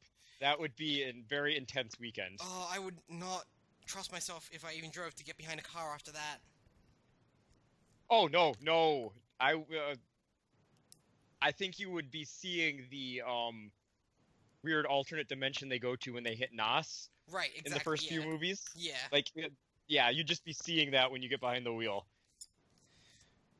God. Now I'm also remembering there's a racing anime movie called Redline, which is like, kind of like if you mix Fast and Furious with Speed Racer. Oh boy.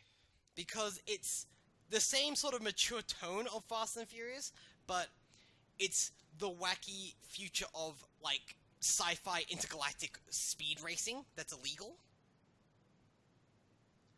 It's kind of absurd, and I love it. I was gonna say, you're selling this pretty hard. Redline is really good because the main character has that ridiculous, like, Japanese style of pompadour, so when he hits, like, the NOS, which is essentially them inserting, like, a gold capsule into, like, their engine, from within their, like, from the driver's seat, like, everything's that sounds like something out of a Sentai. Oh, yeah. Like, it literally is that, and everything just stretches out, in, like, that weird view, and, like, his pompadour gets enormous. But also, just, like, that movie has a great soundtrack. It's, like, all these different kinds of races, so... One of them is just a Gorilla Man police officer. The other one is a guy who's like a 15-time champion of this race, and over time he's just become more and more integrated, like, as a machine person into his actual, like, racing vehicle. 2 of them are a magical girl duo who are also pop idols. Fantastic. Another guy is literally a fucking bounty hunter that has his own TV show in the universe. It's like Dog. Yeah, actually, kinda. Like, kinda. Honestly, I think that also is like a film. It came out within within the past few years. Redline, I think, has over 1 million hand-drawn frames. Wow. Like, honestly, if you want, just go look up Redline Red Band trailer right now, folks, and you can just see that for yourself. And A, the music's great. B, man, that animation's fucking gorgeous. That movie has style.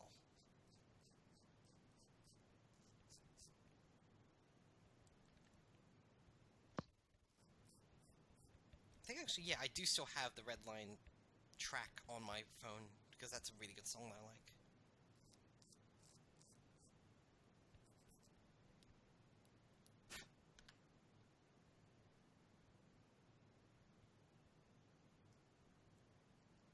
Alright, how does this go in? That's right, I think, yeah. Hey, we're finally getting to build the leg. God. Finally. Been waiting so long. I have been waiting so long to build this frickin' leg. Like, because once I can build the legs, I can just have them stand somewhere. I don't need to shove them into a box. That means they won't get damaged or broken. I also do like that the whole conceit in that movie is that everyone has, like, weapons and other gadgets built into their vehicles. Because it's an all-for-nothing race. And the main character, though, he doesn't. Like, he just only has a fucking car. Like, he has a muscle car while everyone else has these ridiculous, like, you know, tanks and battle wagons and all this stuff, and he just has a muscle car, and I love it. Everyone else is doing wacky races, and he's just got a normal car. Everyone is doing wacky races, and he's just, like, got a Fast and Furious, like, souped-up car.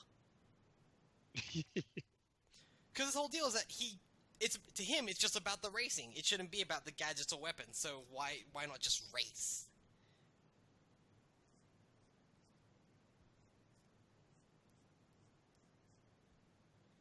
Yeah, that's definitely an anime movie I would love to get around to showing people in the Audio Entropy Network.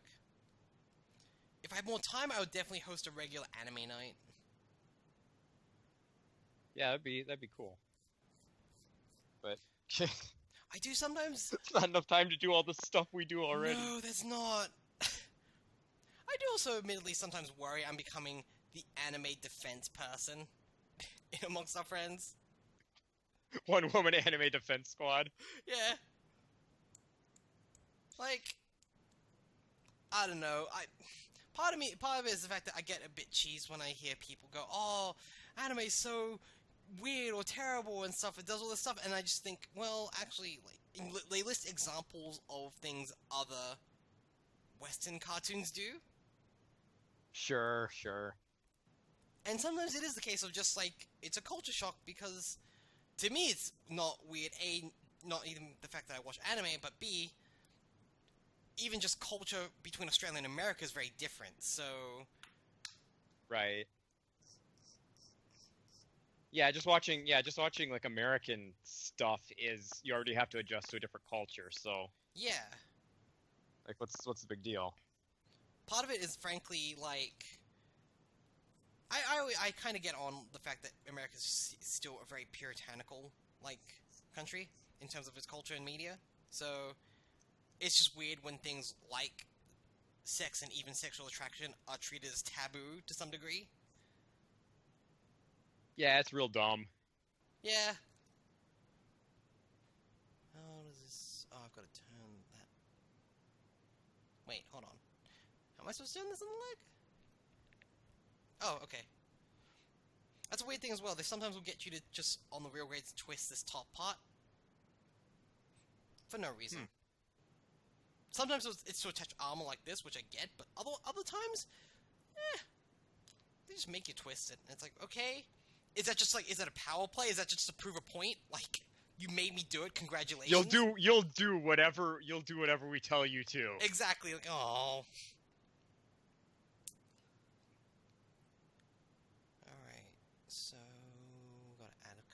pieces. Oh, there was something else as well that... Something anime related. I can't remember now, because that's me. Yeah, there's too much anime related stuff in your head. Oh yeah, it's way too much. But no, I mean, I don't think there's anything wrong with trying to like promote the good stuff. Yeah, because I think it's still, like, I get it back during the 90s and even early 2000s. I got it why people thought anime was still like one type of thing. Like they thought, oh, Well, anime. and you had to. Mhm. You had to go out of your way for the good stuff a lot of times. Yeah, but like a lot of people thought that anime was just either A, cutesy cartoons and stuff, or B, just sex. I was like, not really.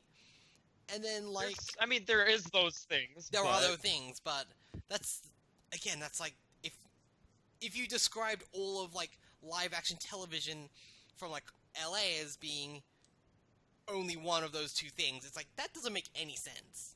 I don't know. If somebody claimed that all like Western television was police procedurals, I'd have a hard time arguing with them. I wouldn't say all, but a lot of it is.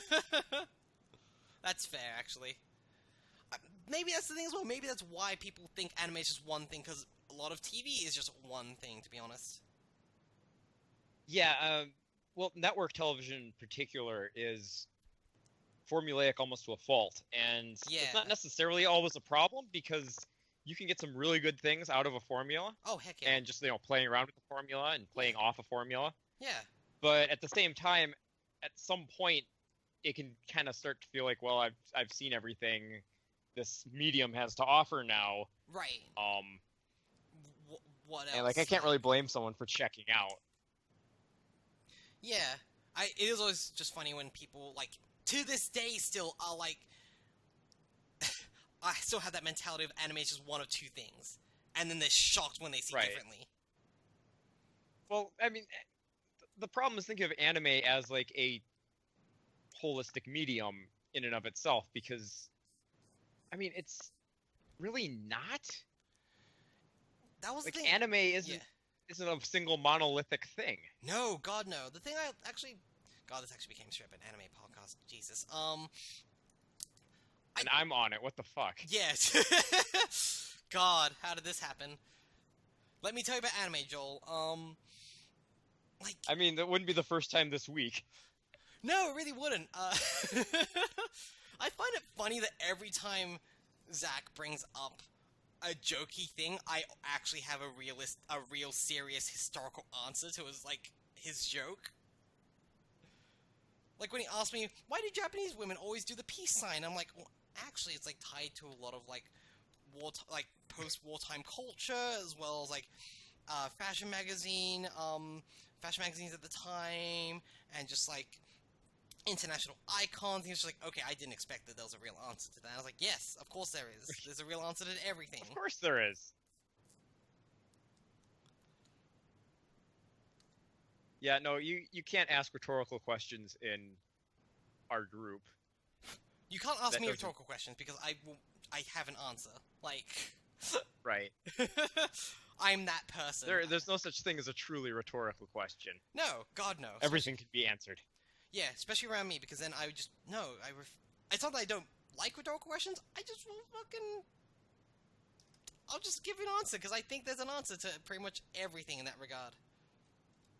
I like knowing things, and so if somebody asks a question, I want to share knowledge or gain knowledge from it. If it's something along the lines of a more spiritual or, like, you know, hypothetical topic, then yeah, sure, but if it's just a random-ass fact, then I will have that fact in my head because I watched, say, a lot of QI as a teenager. Oh, see, rhetorical, spiritual or like philosophical questions. Those are my kryptonite because, man, I'll go off for an hour on some random like conceptual thing. Oh, same here, but like I won't have a concrete answer for those. Other things, I'll just have a concrete answer for them. Right. It's a bad trait of mine that, like, I'm that person, if you try and make, like, a jokey response, I'll actually go, well, I mean, technically.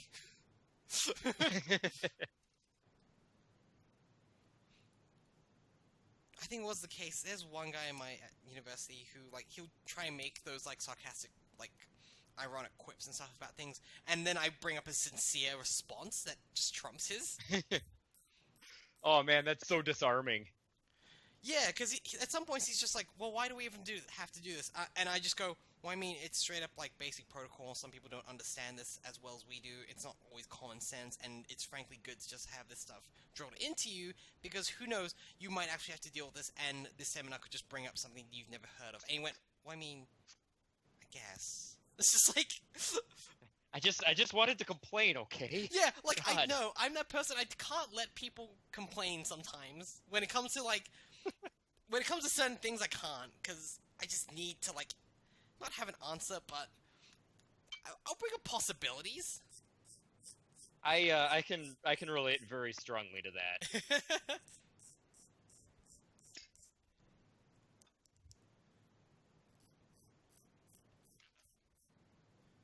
But it's also sometimes the case where I think some people just...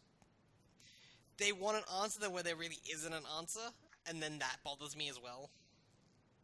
Yeah. Or they Mhm. want an answer, but not the actual answer. Yeah, they want their answer to be right, not the actual answer. I'm just like, you can't do that. Like, Yeah, I'm not gonna lie to you about this.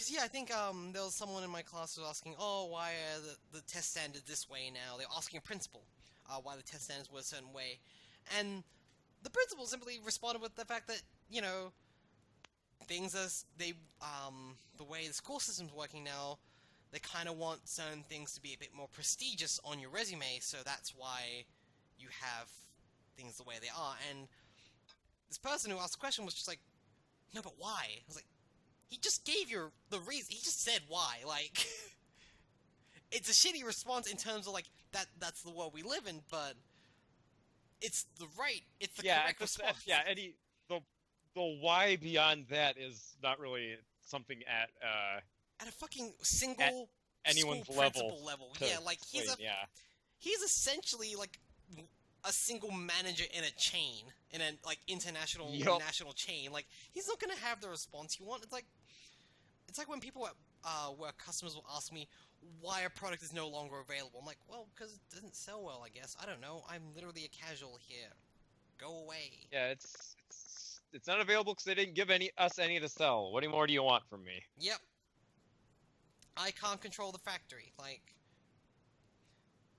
I did notice one lady stopped shopping with us because after the new year, the factory was still coming back to full, like, service speed, and we didn't have a lot of the stock in, and she was real pissed about that. She's like, what do you expect? Like, it's literally January, like, 3rd. People took a fucking holiday. Yeah, that's the last time you can really expect, like, service to be at 100%. And then she's like, I'll take my business to the other chocolate store. I was like, okay, maybe it says a lot that they have a lot of leftover stock, and we don't. I thought that. I couldn't say it out loud, sadly, as much as I really wanted Right, to. yeah, that's the problem with customer service. Always gotta be smiling. Someone asked me, I get this a lot from customers, they go, you're so perky and chirpy, how do you keep it up? I'm like, 'cause they pay me to do this. Right, yeah, This is a fucking financial transaction here, lady, like...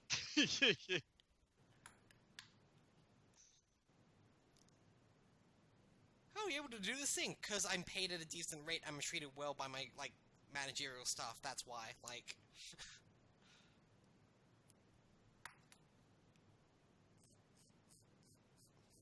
It is annoying, though, because as someone with major social anxiety issues, working retail as customer service sucks, but I have a script in my head. But anytime someone deviates from that script, I'm done. I'm dead in the water. Oh yeah, same. Like, I've done phone support stuff for years, and like, as long as I have an answer prepared for whatever they bring up, it's fine. But as soon as they go outside of the parameters I have prepared for, I am, like, lost in the reeds. As soon as customers start small talk, I can't respond. I choke. Yep.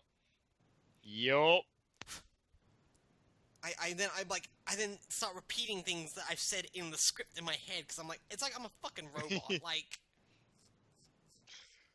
I find that what happens to me half the time is I will like try to respond with a really generic like response, but Right. mangle it halfway through and end up like combining two or something. right, yeah. Just making absolutely no sense and then trailing off and realizing that anything else I say is going to make it worse. Yep. There's a reason why before I order anything at any like food place, I take like good 5 minutes beforehand to pick out what I want and rehearse how I'm gonna ask for it. And Yup. have that whole thing in my head, and then I come up to the counter and someone asks me, "Hey, how's the weather outside?" And I'm just like,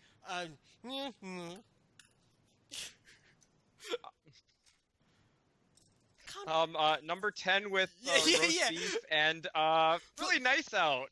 The worst thing is when I actually like have it in my head how I'm gonna ask to order something, and then I order it, and I've ordered it exactly the way it says on the menu, but they don't refer to that themselves. Oh no. So like I'll say, oh, you know, like it's just a simple minor change in words. Like, you know, it'll be on the menu as like, I don't know, the, you know, chili cheese dog. But then when I ask for that, they go, what? I'm like, you know, the chili cheese dog. I feebly point to the menu and go, oh, the number 8. It's like, just, come on. I'm actually trying here. Come on, people. work with me here. I had an awkward moment in America when I was ordering something. I did the whole thing. I rehearsed it in my head, and I asked, "Oh yeah, I'll get the I want to get the was it the like the portobello mushroom mac and cheese?" And she's like, "Okay, I have here you know, eat in or take away." And I was like, "Have here." Sorry, what? Have here. Sorry? Have here. I'll eat it and have it here. Like, I was like, why can't you understand this? Why? What's going on? What am I saying?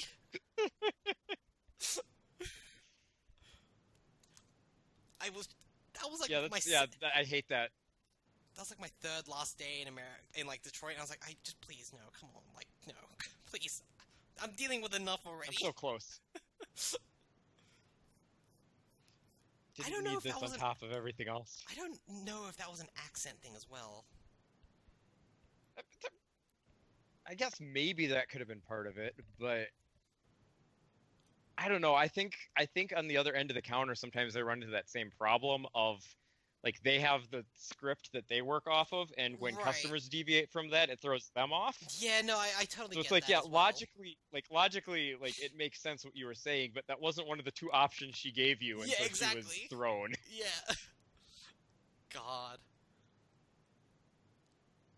I do get a lot at my work that all the American customers think I'm British.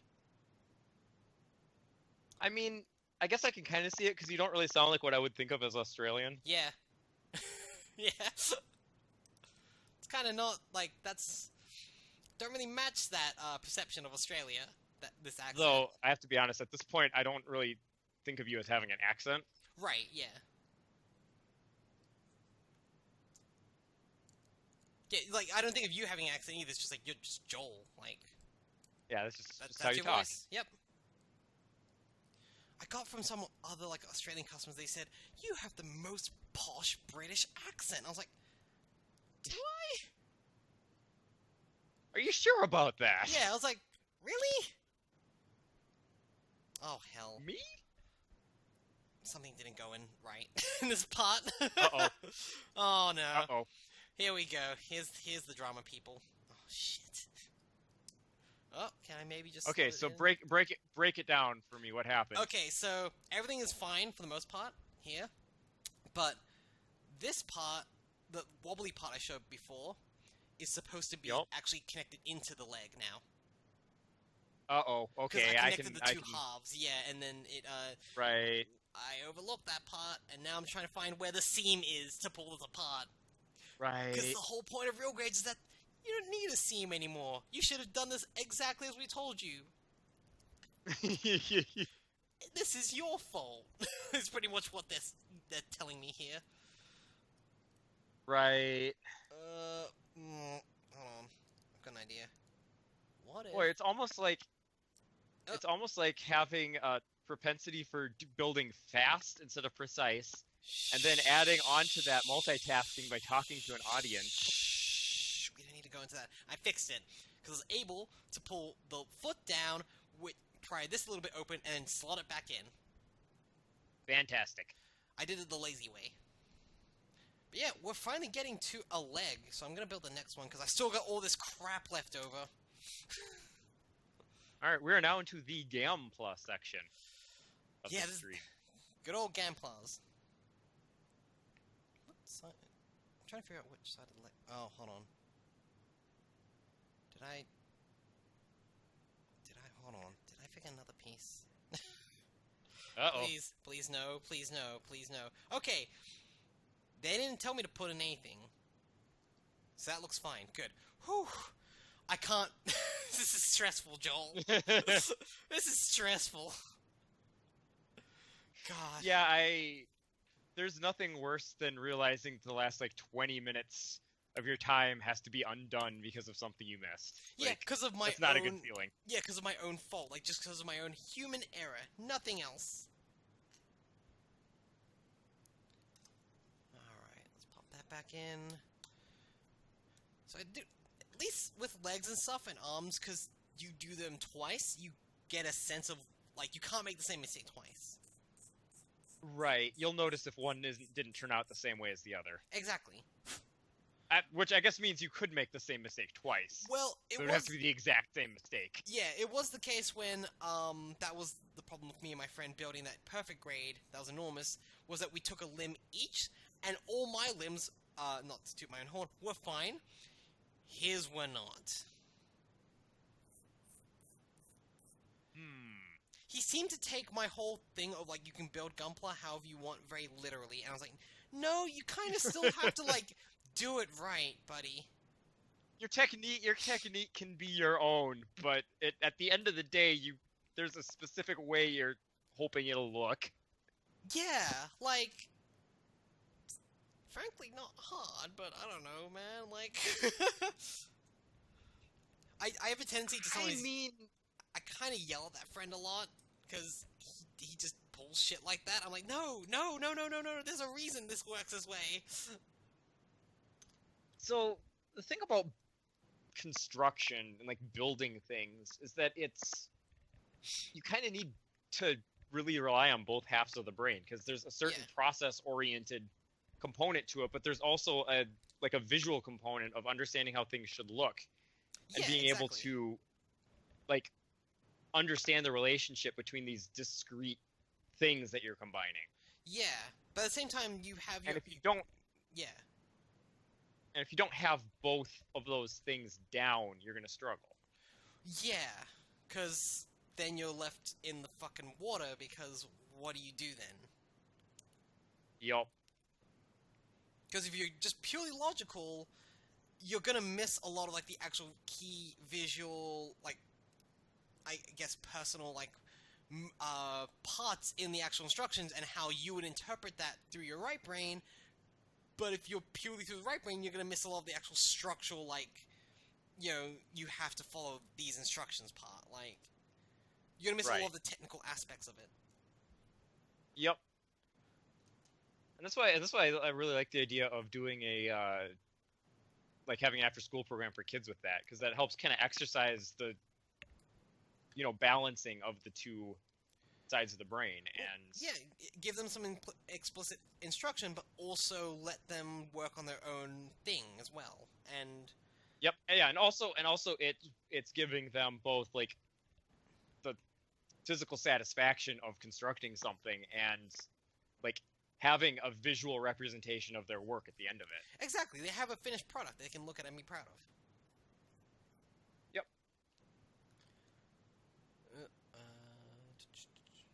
It was a bit awkward in one of the... Because we basically have... So we have lectures and tutorials, and tutorials are basically the smaller classes we have that are a bit more personal with, like, another teacher, and just, we got one after the first time we went to a high school as to observe stuff. And Yep. one of my friends, she went to an all-boys school, and you can imagine what that was like as a young, like, girl in her early 20s, going to an all-boys high school. Yeah. And oh boy. she was mentioning the fact that, the boys were kind of, not really shitty, they just had attitude. Like... Right. Yeah. No, they were literal teenagers with attitude. Yeah, you have experience with that. Yes. But, and then another guy, he was, like, slightly older, I think, honestly, in his late 20s or early 30s, and he was saying, I didn't have any of that trouble. It's like, yeah. There's a reason for that. And, like, Yeah. She was shadowing and observing a female teacher, and she was, like, that female teacher was obviously having a lot of trouble herself, and the other guy was shadowing a male teacher, and I was like, can you not see the correlation here, buddy? Right, like, yeah, the how the circumstances might be like different. Yeah, because he was just like, oh, my boys were like, they were super nice and they were very driven, and it's like, yeah, I wonder why, huh? It is pretty funny though that of all people I fucking made friends with a couple of meathead jocks at my high school, and I say meathead in an endearing way because they were nice. They were nice. They were just dumb. I wouldn't even say dumb. Like, I say meathead in a way like how people would perceive them to be. Right. Sure. What was it? The weird thing I've noticed at the high school I'm at, which is, I say weird in like a nice way, I've not noticed any bullying at that high school. Which, yeah, like, oh, of course in front of a teacher they might not do stuff, but no, some kids will just not fucking care. They'll tease other kids in front of you. Oh, yeah, no, absolutely. No, like, my experience with high school bullying, is that a good chunk of it is non-physical, which means it can happen literally anywhere. Yeah, it's just a lot of verbal, like, just riling people up and stuff. Right. And a lot of it is the kind of thing where teachers don't necessarily even notice because it's all in, like, interpersonal behavior. Yeah. And it's never just, like, one obvious incident. It's always smaller things that kind of build up over time. Oh, yeah, totally. Because, like, my experience in high school was there were a few teachers who really paid attention to the students and, like, knew the personalities and the interpersonal, like, relationships between students really well. And they were the ones who always could pick out when there was trouble. Yeah.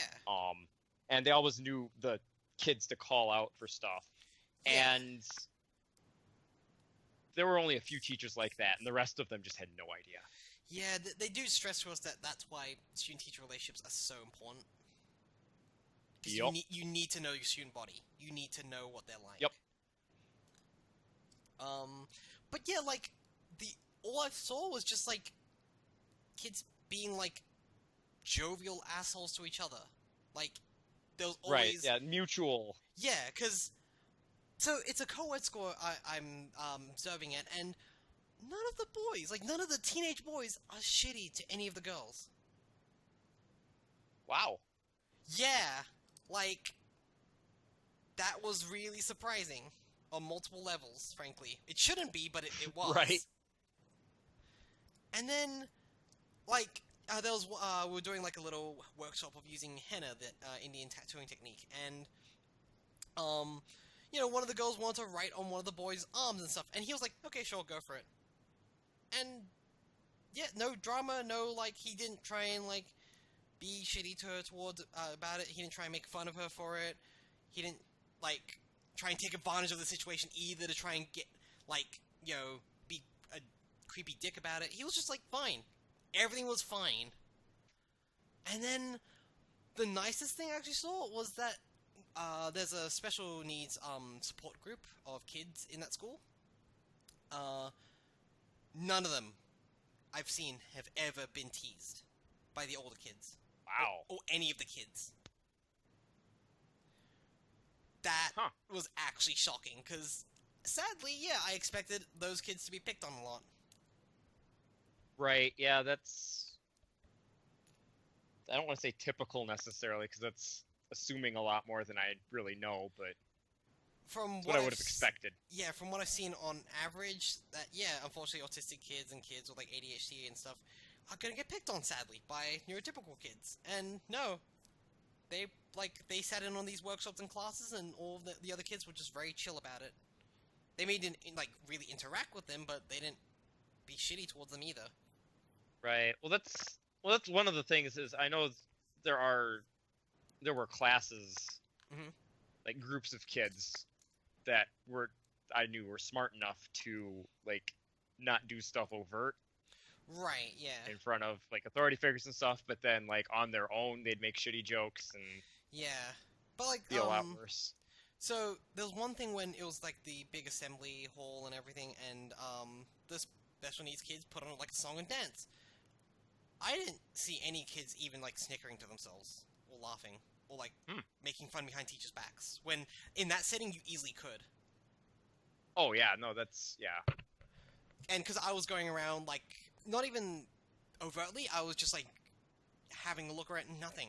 They were clapping along and having fun as well. I was like, that's really nice. Yeah, it sounds like a really well-adjusted school. Which is a weird thing, because not because it's a like underprivileged school, which it is. It's more the case that it has not a reputation either. Just people would normally go to the school and not assume that. It was nice. It was weird. I'm actually quite grateful for that school, like being the one I'm placed at the moment. Yeah, really nice to I don't know if ease into it is really the right word, but have not have to deal with a bunch of extra shit while you're just adjusting to being in that setting, in the role you're in, and like the worst I saw were kids being like rowdy and annoying, but they're kids. They're literal teenagers. Like right, yeah. I was gonna say, high schoolers who've been cooped up in a building having to do stuff they probably aren't super interested in for a while, being antsy. Go figure. Who would have expected that, right?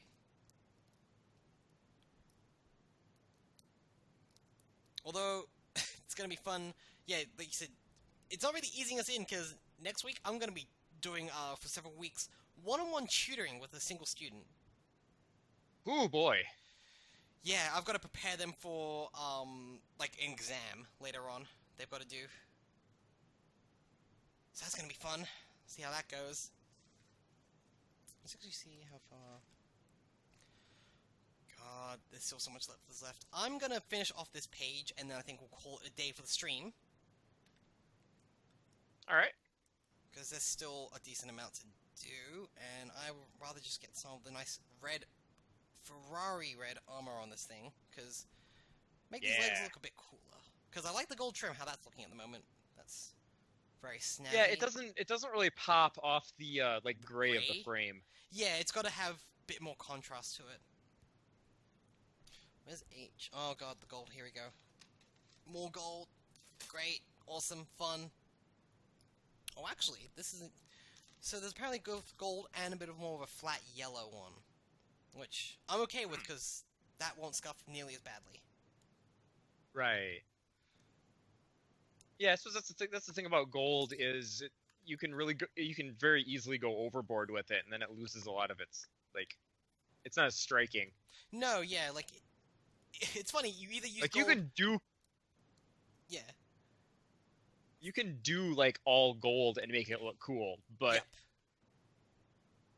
You can't... It's a very little or it's all. You can't have a lot of gold and then a bit of other stuff. Yeah, that's literally what I was gonna say, like, it's all or nothing with gold. Alright, let's pop that in... Oop. Go. There we go. Cool. And now we go to the red. Sweet! I remember when I first brought up this idea at the stream to, like, my mom just casually talking about what I was doing as projects on the side, and she's like, why do you have to buy new ones? Why can't you just, like, build your old ones? Like, I'm not gonna pull those apart and rebuild them from scratch. Yeah, no, that doesn't work. That defeats the whole purpose of showing, like, what kit building is actually like. Right. Yeah, no, honestly, there would be a lot lost if you weren't, like, having to take the pieces out and, like, sand them down and all that. Like, exactly. Yeah. Just, like, because... everyone can follow the instructions. What I'm showing is, like, either my technique as well as just, hey, this is time for us to chat. Like any stream.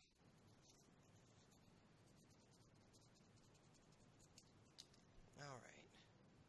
That's about done. Oh. I am looking forward to Gun Club next week, though. That's... tempted to buy them chocolate, but I feel like I'm still too much of a newbie to do that. Yeah, give it some time. Yeah, because that'd just be weird. That would be coming on too strong, I think. Mm-hmm. It's kind of my whole deal, but you know, like... you do kind of give it your all.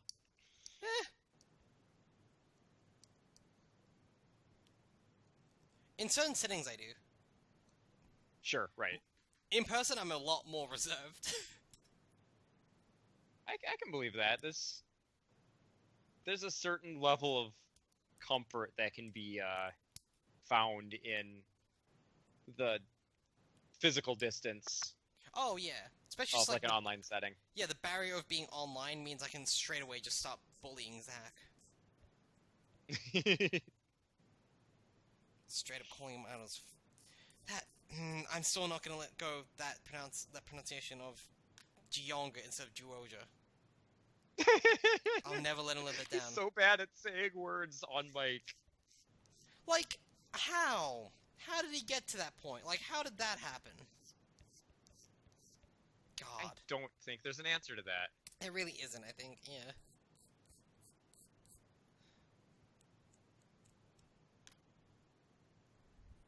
I don't believe that you would be any less hesitant to bully him about that stuff in real life, though. Well, now, no. If I first met him in person, oh, no. Sure. No, there'd be a lot of restraint and stuff. Oh, God, no. If I wouldn't have even started doing this if there would have been an in-person component to it. I mean, and now you think of coming to Australia. Yeah, right? God, that's the wild part, actually. That's also the funniest thing, though, is that I'm the first person from the network to come to your frickin' country to record some podcasts. No one would expect that you would be the next person to make that exchange trip. Yeah, that is, yeah, going to Australia to record podcasts, that's a hell of a thing.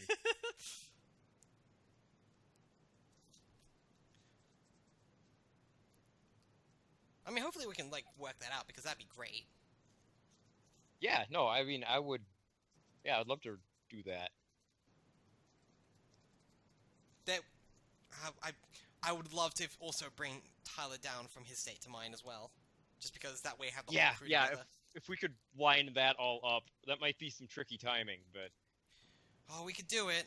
It just would take a lot of planning. But... I just want... Oh, and we're great at that! I just want, a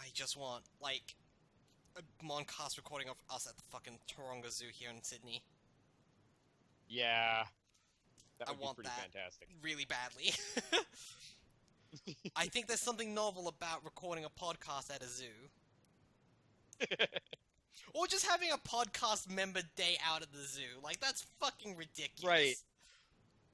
Right, so somebody needs to bring a camcorder and we can do, a whole video log. Oh, I've got a camera that can do that. Alright, that's that leg nearly done. Oh god, there's so many parts. You realize 90% of that is just going to be you and me yelling about animals, right? Yes, precisely. Oh, the Taronga Zoo is great because it's got everything. It's got ibex, it's got black bears, it's got tigers, it's got mountain goats, it's got fennec foxes, giraffes, kangaroos, koalas. It's got a whole lizard house. They've got Komodo dragons. Fantastic. God, the Komodo dragon's cool as hell. Yeah, I bet. They do have the arachnid house, which I did stay out of, though. No one could drag me into that. I don't mind them if they're behind glass. I do, because I still have a fear that they're gonna break out of glass someday. They'll figure out a way. It'll be where you discover that you're that you're actually a wizard, and Oh, yep. you And just it's- make the glass disappear by accident. And I wasn't gonna make that joke because I wouldn't know if you'd get it or not, but okay, I guess we're here. you didn't think I'd get a Harry Potter reference? I didn't think Harry Potter was your thing, actually. Like, Really? truly, yeah, like, nothing against you or anything, I just didn't think that. Like, my brain didn't connect Joel and Harry Potter in my head. I worked at a library in high school when the 5th book came out. Oh, boy. And because the waiting list for it was, like, massive, Mhm. my boss let me take it home before it hit shelves. Oh, nice. So I'd finished that book before most people had gotten a chance to read it. Man. I will admit, I did kind of a weird start with the Harry Potter series because my mom bought me the 3rd book to read first. Oh, Because that was the one that had just come out at the time. It's like, Yeah, I got on board sometime after the 3rd book came out, and which worked out great because the 4th book came out like right before we were gonna take a family vacation. oh, nice. So I basically read that entire book on a drive to Colorado. Oh, fantastic. Yeah, well, here's the thing. We were going to stay at a cabin that kind of belongs to my extended family. Yeah. It's out in the mountains, somewhat remote. Like it's a little development with other cabins nearby and everything, but there's no electricity, no running water. Okay. Like there's a stream nearby and like a gas stove so like you can heat up water, and like they'd built a like a little outdoor shower. It's like you boil a tub of water, take it out to this thing, and then like you open a valve and it like that's how you shower. Okay, gotcha. Yeah. But so anyway, I'd gotten right to the graveyard scene when we arrived. Oh, yeah. So I got to be in a remote like cabin as dusk was falling, reading about children dying and a like evil like undead wizard, like warlock fucking being lich, reborn in a like a cult in like a cult ceremony, and I was like 12. It's pretty good. That's pretty good. That was an experience. I'm trying to think. I don't think any of the Harry Potter books necessarily scared me as much. I think I was very much into all of them. Man, the 4th book was so good. The 4th book was the best. Yeah, Goblet of Fire is the best book, because that introduces the whole fucking wide world of wizarding. It's also where the books take a turn from just like silly mysteries. kid adventure. Yeah, to like... Right. To something a lot more... I don't want to say necessarily even darker, but just like it's a more complex story. Yeah, it takes on a more mature tone. Like, you know, it shifts gears further into growing up and being forced to grow up. Man, that God, the 5th book was slog. Oh god, it really was, wasn't it? Because the problem It is was like that she almost wrote Harry as a shitty teen too well. Yeah, no, that's exactly it. It's a very believable like direction for his character to go, but it's not a fun one to read about. No, because he's just being an asshole, and he's now like crushing on Ron's sister and everything. Like, yeah, he's moody, he's creepy, and he's moody, creepy, and he's bad at like social interactions now. Like, like before, Harry got along really well with everyone. Everything was fine. Right. And then he became an asshole. Right. Which, I mean, grew up getting, like, mercilessly bullied and having his self-esteem just demolished. Yeah. Then subjected to years of being, for good and ill, treated like some sort of, like... Messiah. Like, right. And, like, basically nearly getting killed once a year. I can definitely see how he took the turn he did. Yeah, but like, man. Also, I really fucking hate the revisionist bullshit they pulled Snape. Yeah, that was garbage. Like, if you did that over the course of time, it would have been nice. But Snape never really is that good. No, and even if they'd done it over time, it's too much is the problem. Like, they try to swing him completely from heel to face, Yeah. and he never should have been that. He should have been at most a like compromised anti-hero. Yeah, exactly. But, and also, man, like, Remus and Sirius were way better at it than he ever was. So, Yeah. God, Sirius got such a fucking raw deal. I think, honestly, like, my biggest criticism of that series as a whole is it swings way too much for, like, the absolute moral compass, where Yep. people are either complete heroes or complete villains, Yep. with a couple of exceptions, but Yeah. even then, like, redemptions and stuff, even for characters, are just, it's way too far. Like, they tried to hint a bit at, like, when they filled in backstory for, like, Harry's dad and, like, that whole group, Yep. of like showing other perspectives where you could see, you know, their character flaws, but it was too much. Yeah, because... Like, yeah, it just was... It didn't feel believable. right. It was supposed... Like, his dad is supposed to, I think, come off as a, like, genuinely, like, kind person, but also arrogant and a little hot-headed. And... Yeah. if they would have done that right, it would have been a nice way to inform Harry's character through his, through his parents. But instead, it was just all asshole. Yeah. Like, he just became... He Like, automatically, like, went from being this... Everyone spoke of him very kindly to he was actually a shitty jock. right, like, to the point of, like, why would Harry's mother have ever fallen for this guy? Yeah, like, it actually makes no sense why she did. Like, she actually hates him. The fact that it leans into that trope of, oh, you know, you hate each other as teenagers, but you grow to love each other as adults. Why? No, that doesn't... The only time that happens in real life is very, like, unhealthy relationships. Yeah, or through, like, a lot of growth that is visibly shown. Right. Like... or exactly. Yeah, like... I always call the Harry Potter books full of great concepts, but not the best execution. Yeah. There's... Well, and, I mean, if you allow that they're written... I mean, I don't want to, like, say they're kids' books, like, that excuses stuff, but Yeah. if you approach it from the... You start the books when you're too young to be super critical of literature, and, like, where more, like, moral absolute concepts play better, I guess. Yeah. And just kind of allow for that of, yeah, you're going to grow up with the books, and you're probably going to be able to see their flaws more as you grow, but you've got that background of being able to work with them to see what they're going for. Right, exactly. Like, that's kind of how I treated it as I was growing up. It's like, okay, yeah, I can see why this is a problem, but also I can kind of course correct it in my head. Yeah.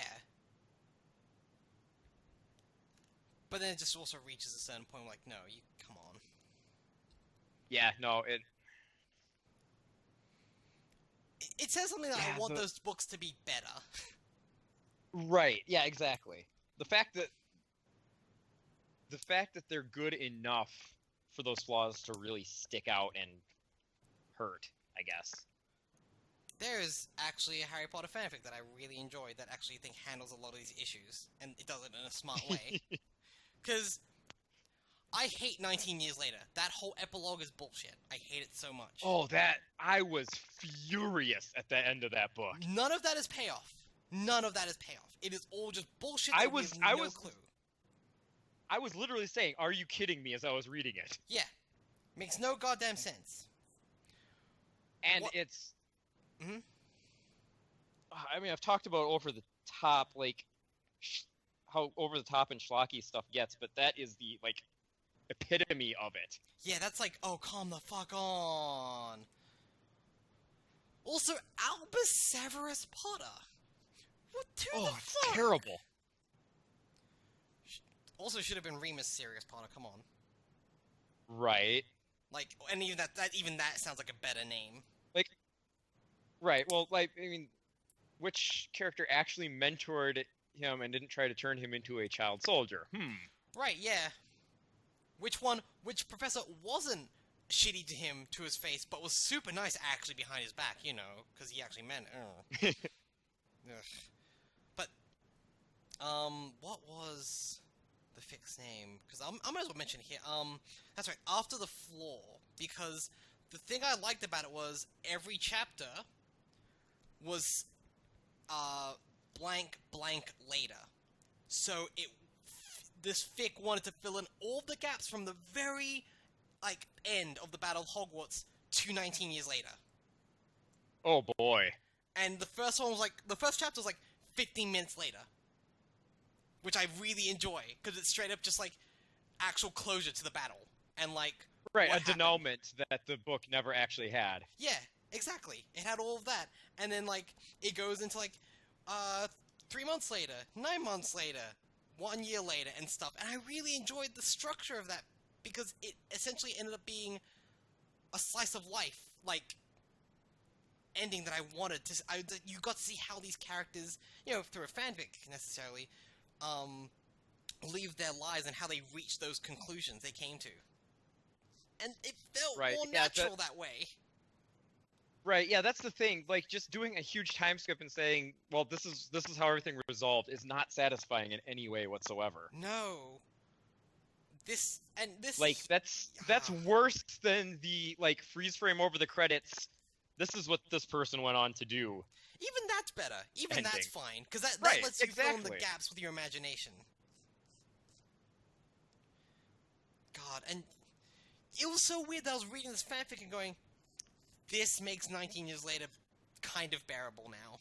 Because I have all this fictional history to do with another fiction series to go by. Well, it's providing structure that the book didn't. Yeah. I did actually like even some parts where it focused on other characters, like, it talked about what the Paddle Sisters were doing and stuff, and I really liked this person's interpretation of, like, certain things, because one of them got into, like, investment banking through divination, which is a cool idea, honestly. Yeah, here's the thing about the Harry Potter universe. There's a lot of interesting concepts to explore with how that world works, but at the same time, if you actually start thinking about it too seriously, the whole thing falls apart. Oh, definitely. It's like what J.K. Rowling's actual response was to what happened to wizards before, like, indoor plumbing, because they didn't invent that, it was Muggles.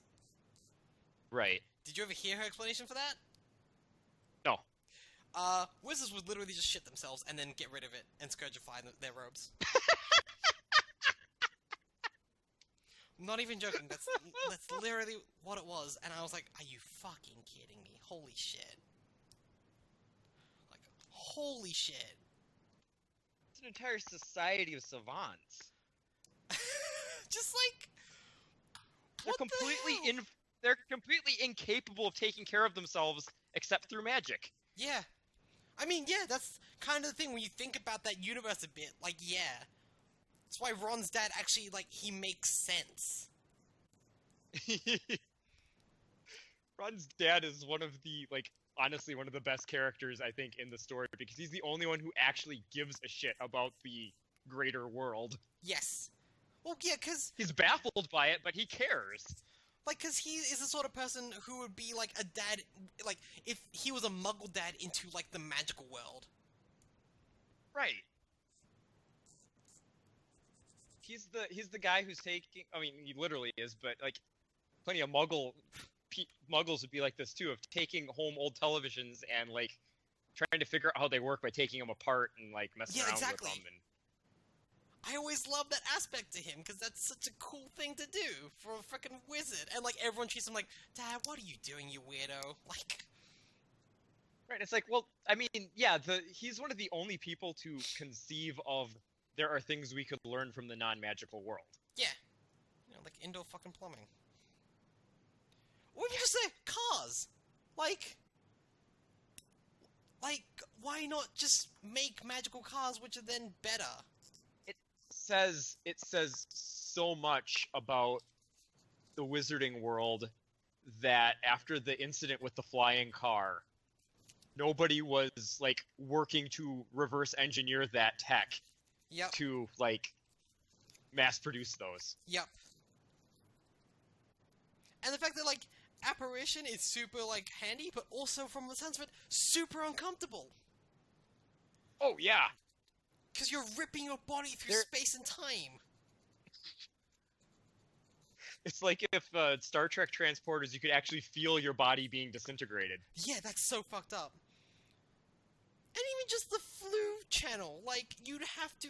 Like, when Harry just accidentally mumbles something, he gets put into a completely different place. Yeah, the degree of severity for minor fuck-ups in routine processes in that world is insane. Yeah, just like even what they said with your apparition, like, you just splint yourself, you lose a body part. So what I want to know is how many students die at magical schools every year through just the normal courses of their lessons. They then get swept under the rug.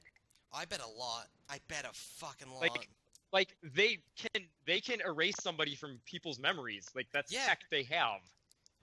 Yeah, that's also messed up. God, Harry Potter's so messed up. Yeah, no, like I said, as soon as you start picking at that, like, again, children's book logic of explaining stuff only as much as is necessary to, like, tell the story you're telling.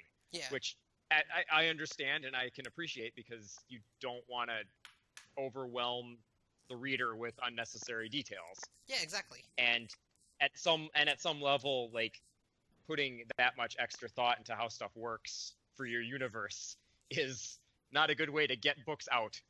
Not at all. So, like, I get it and I appreciate it, but at the same time, like, it just falls apart immediately. Especially when you are writing as your audience is growing up and starting to actually critically analyze some things. Yep. Well, right, and the other problem is if it gets popular enough, like, it's just the nature of, like, fandom is people are going to get together, people who are excited about a thing are going to get together, they're going to talk about it, and they're going to start taking it in directions it was never intended to go. Yep. I mean, that we built a podcast network on that concept. We literally did, yes. I do also like that on this Gunpla stream, what got more audience interaction was Harry Potter. I think we figured out the trick. So I've got to find Harry Potter Gunpla. What does it say about us that anytime we get together under a specific, like, subject, we end up getting super in-depth on some completely unrelated topic? I mean, in this particular instance, like, I've talked a lot about Gundam already, and not a lot of people have, like, questions ready to go. I could bring up, like, I can't really contribute Gundam talk. And I could, like, bring up Gundam, like, news and stuff, but, like, mostly people here are into the models and stuff, and even Gunpla models and stuff, you can easily find that elsewhere. Like, I don't have to be your information source. This is basically a hangout time. That's true. Which is, like, perfect for us just to bullshit about stuff. And us be angry about the ending to Harry Potter. It's always a good time to be angry about the ending to Harry Potter. Oh yeah, I do recommend to anyone listening, if they're interested, look for After the Floor. It's a very decent fanfic that I like a lot. Has some moments where I'm like, okay, like, this is obviously very much a fanfic in the way it's written sometimes, but also, I can overlook that. In the meantime, we got some legs, we got some gams going on here. Alright. I'm bringing this camera a bit closer. Oop. Yeah, let's get all up in them legs. Man, these look nice. Yeah, that's a really good design. Yeah, like, just that glossy red and gold and everything is perfect. Like, yep, the colors are fantastic. Just the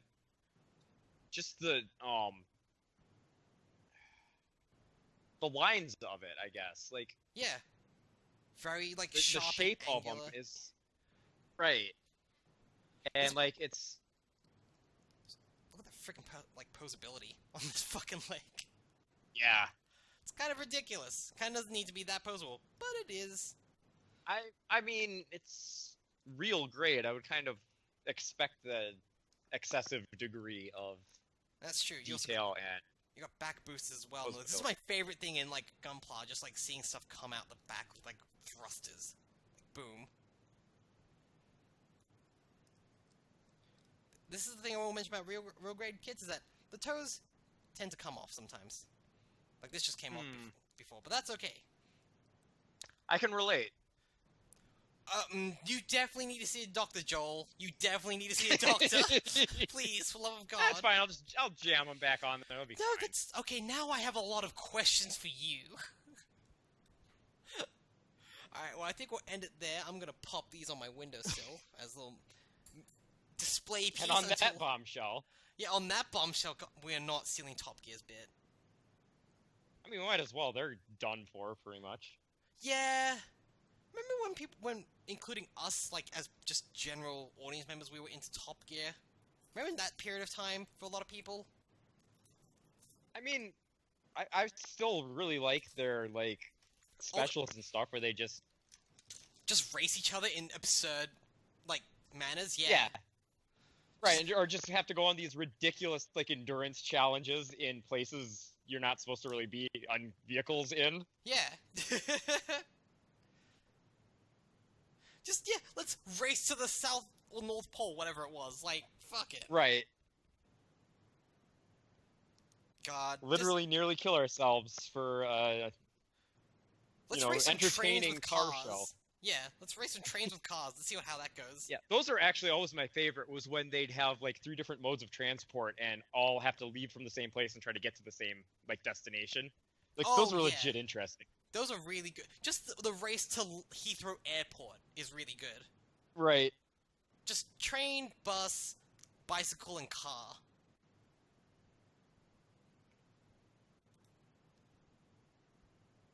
Alright. We should probably finish off this stream. So, I don't know when the next one will nice be. 2.5 hours of building robots. Yep. Trying to think. With my schedule at the moment, it won't be next week. It might be either the week after or the week after that. So sometime, honestly, early to mid-April. Unless I can figure out another time, because I would love to do this more. Yeah, so I mean, yeah, watch the Audio Entropy Twitter. We'll definitely tweet about it when it happens. Yeah, definitely. And thank you to everyone. Before it happens, so you can plan for it. Yeah. And definitely thank you to everyone who stopped by. This was great. I still love doing this, and yeah, I'm actually now scared of what the audience will vote for after this fucking kit is done. Yeah, where do you go from here? Well, this kit we'll see, because it's still got a while to go. I would say if it took us this long to build the legs, with the torso, the backpack unit, the head, and arms, it'll take another 2 or 3 more streams, frankly. So, we'll see. Sure. I mean, it would be a little weird if this didn't take longer than Casey. Right. Oh, Casey. He's still on my bedside table. Still crime boy of the century. Our precious crime boy. Our precious crime boy. Alright, well, take care, everyone. Thanks for joining. See you later.